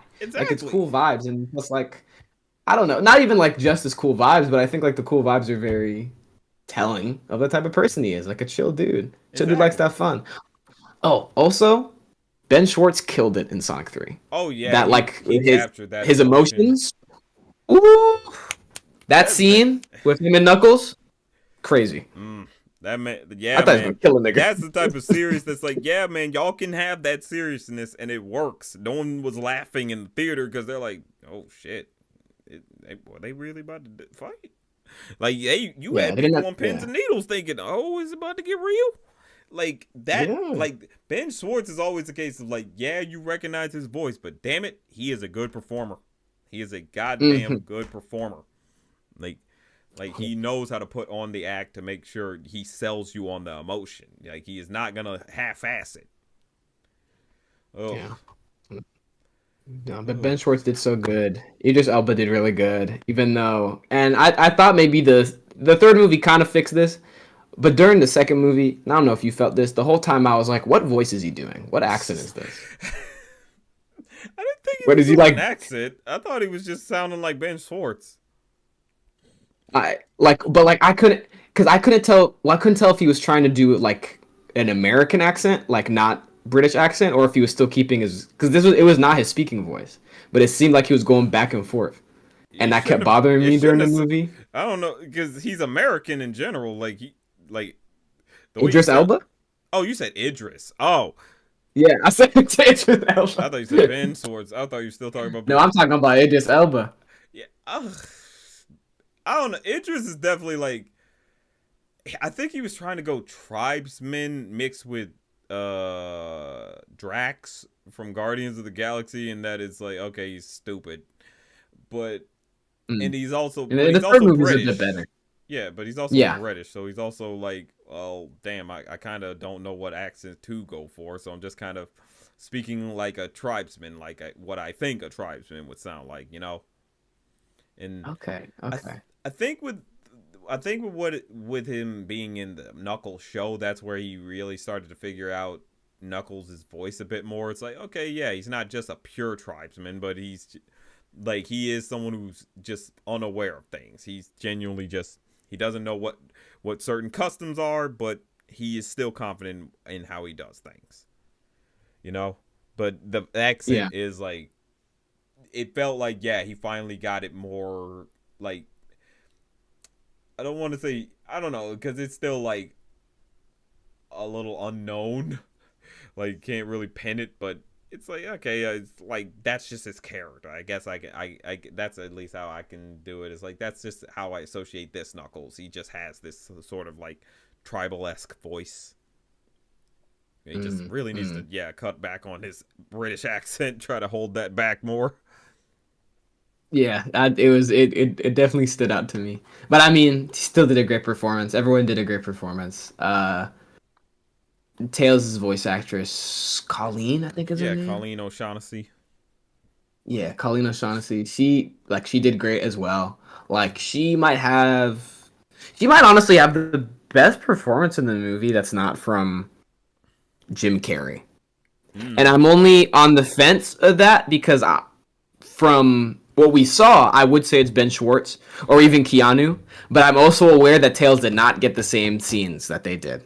Like, did right. not even get the same types of scenes. So I don't even know. Like, if Colleen needed Tails to cry, I feel like she definitely could. I mean, she's worked so much with the character. Like, you could really tell it was just natural bouncing off of every single person Tails spoke to. I At least to me. I won't fake. I feel like she's probably one of the actors who's happy that they're finally allowing these characters to have some emotion because they hold back because the characters' emotions are always held back in the games, and here it's like okay, you can actually let them get a little angry. You can let them show some emotion on their voice, you know, and so. I think they could. I mean, they could. If anything, I wish they would. I'd be happy for them to finally just say, "Let's have Sonic and Tails cry or have a moment or so where they actually break down." To see that happen, that's gonna fuck up. That's gonna fuck with so many Sonic fans' minds. Yeah, kill Tom. Fuck it. Get rid of Tom. why you I why, mean, why you gotta I like Tom. I'm just saying, we want to make Sonic cry, kill Tom. It's a very simple way to do that. That'll definitely So do it. go, and then they'll be like, "Oh, Sonic, I can't have you in the house anymore." And it'll be like, "Oh, bummer. I guess that means the humans can't be in the movie anymore." Oh man. That's a Oh harsh man. way to get rid of the humans. That'd be crazy. They're probably not gonna kill. They're definitely not gonna kill Tom. That'd be absurd. Well, they might. I don't know. I don't They know. they almost had me in the movie. I was like, did they kill this nigga? Did they have Shadow Punch this nigga to death? I feel like it would have been too like silly if it's like, oh yeah, this nigga got punched in the chest really hard and that's what killed him. Wow. Well, the thing is, he was like on the ground, like Oh, he was down. silent. Yeah, that nigga basically looked dead. But I was like, no groans. I was like, yo, is he gone? Like forever? I was like, are they gonna get rid of the humans this way? I thought they were going to. They probably won't, and they probably shouldn't. That's tough to do. I feel It's like if really shaky. they could, but they'd have to do it like I don't know. I think It'd have to really work. it'd have to be either because James Marsden is not coming back. Same thing with Tika Sumpter. Like I think they'd have to just be like, yeah, they're just not gonna come back, and so Sonic and them are Yeah, we just gotta running kill ya. this without them. Yeah, which, yeah, and I think it'll be tough to do because, well, I mean, to be fair, some people who write movies don't think about this, but like audience wise, like if you kill Tom and Tom's wife, not many people in the audience are gonna go, oh man, they're gonna go, oh, okay. But I think they should still keep it emotional. It's like still make him sad about it. He shouldn't just pass over like, oh Yep. man, Maddie and Dub are gone. Oh well, 100%. gotta go fast. Don't no. Anyway. Oh man, I need a chili dog. No, poor Tom. No God. Because even then it'd be like, what happened? What about that dog they had? Actually, yeah, facts. I didn't even think of that. Damn. Like that gets dark now too, doesn't it? Even darker. So I'll be like, well, I can't go back to the house. I guess I'll just leave. This fucking dog, like, oh, It's like, wait, I'm just here. everyone left. There were 6 niggas in this house this morning. Where'd everyone go? Like, I gotta go to the bathroom. Who gonna feed me? Fuck. Goddamn, y'all, this big ass house, y'all come back. That's fucked up. Ooh. Oh man. But we're coming up on the 3-hour mark. So That is true. Wow. How long do we talk about Sonic? I just wanted to see. But I mean, there was a lot to cover because this is a Sonic 3 movie, man. Like That's true. it was just an amazing film, man, and I'm so glad I got to experience that in theaters, and I'm glad like I went to see it in theaters twice, and the second viewing my audience was a lot better. Like they actually screamed at the hype moments a lot better and applauded. Like and even one little girl ended up getting really excited at the end credits. Like so I was like, okay, yeah, good. People did this movie had the real hype. So I'm like, thank goodness. And I'm just glad like we're in a good spot with Sonic now. Like it felt like we were in a dark time, you know. The 2010s were not kind to that man. Like people were constantly saying, you know, Sonic had a rough transition into 3D. It's like, no, he didn't have no rough transition. It was a good transition. It's just it was the first outing on this, and this first game trying to use speed, you know, chill. But yeah, Sonic 3, excellent movie, perfect. Basically, like I said, that shit made love to me. Hell yeah. Put down a t-shirt. Yep. Real shit.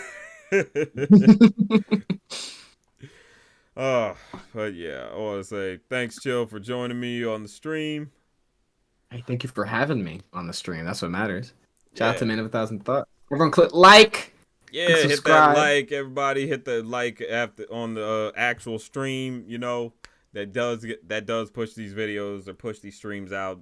You know, I'm trying to get back into streaming again. You know, I kind of got my rhythm messed up. I was supposed to stream like a few weeks earlier, but a post that said family tragedy, and y'all saw in the recent video my pet cats had passed. So that's the big reason why I was, you know, just taking a minute for myself. But glad y'all were able to come back for this, and so we can get back into the full swing of things. Hopefully we can get more people on. I'll probably pick a better day when more people have the time. But yeah, this was a fun stream. Thank you all. Be sure to, drop by the Discord you see in the chat.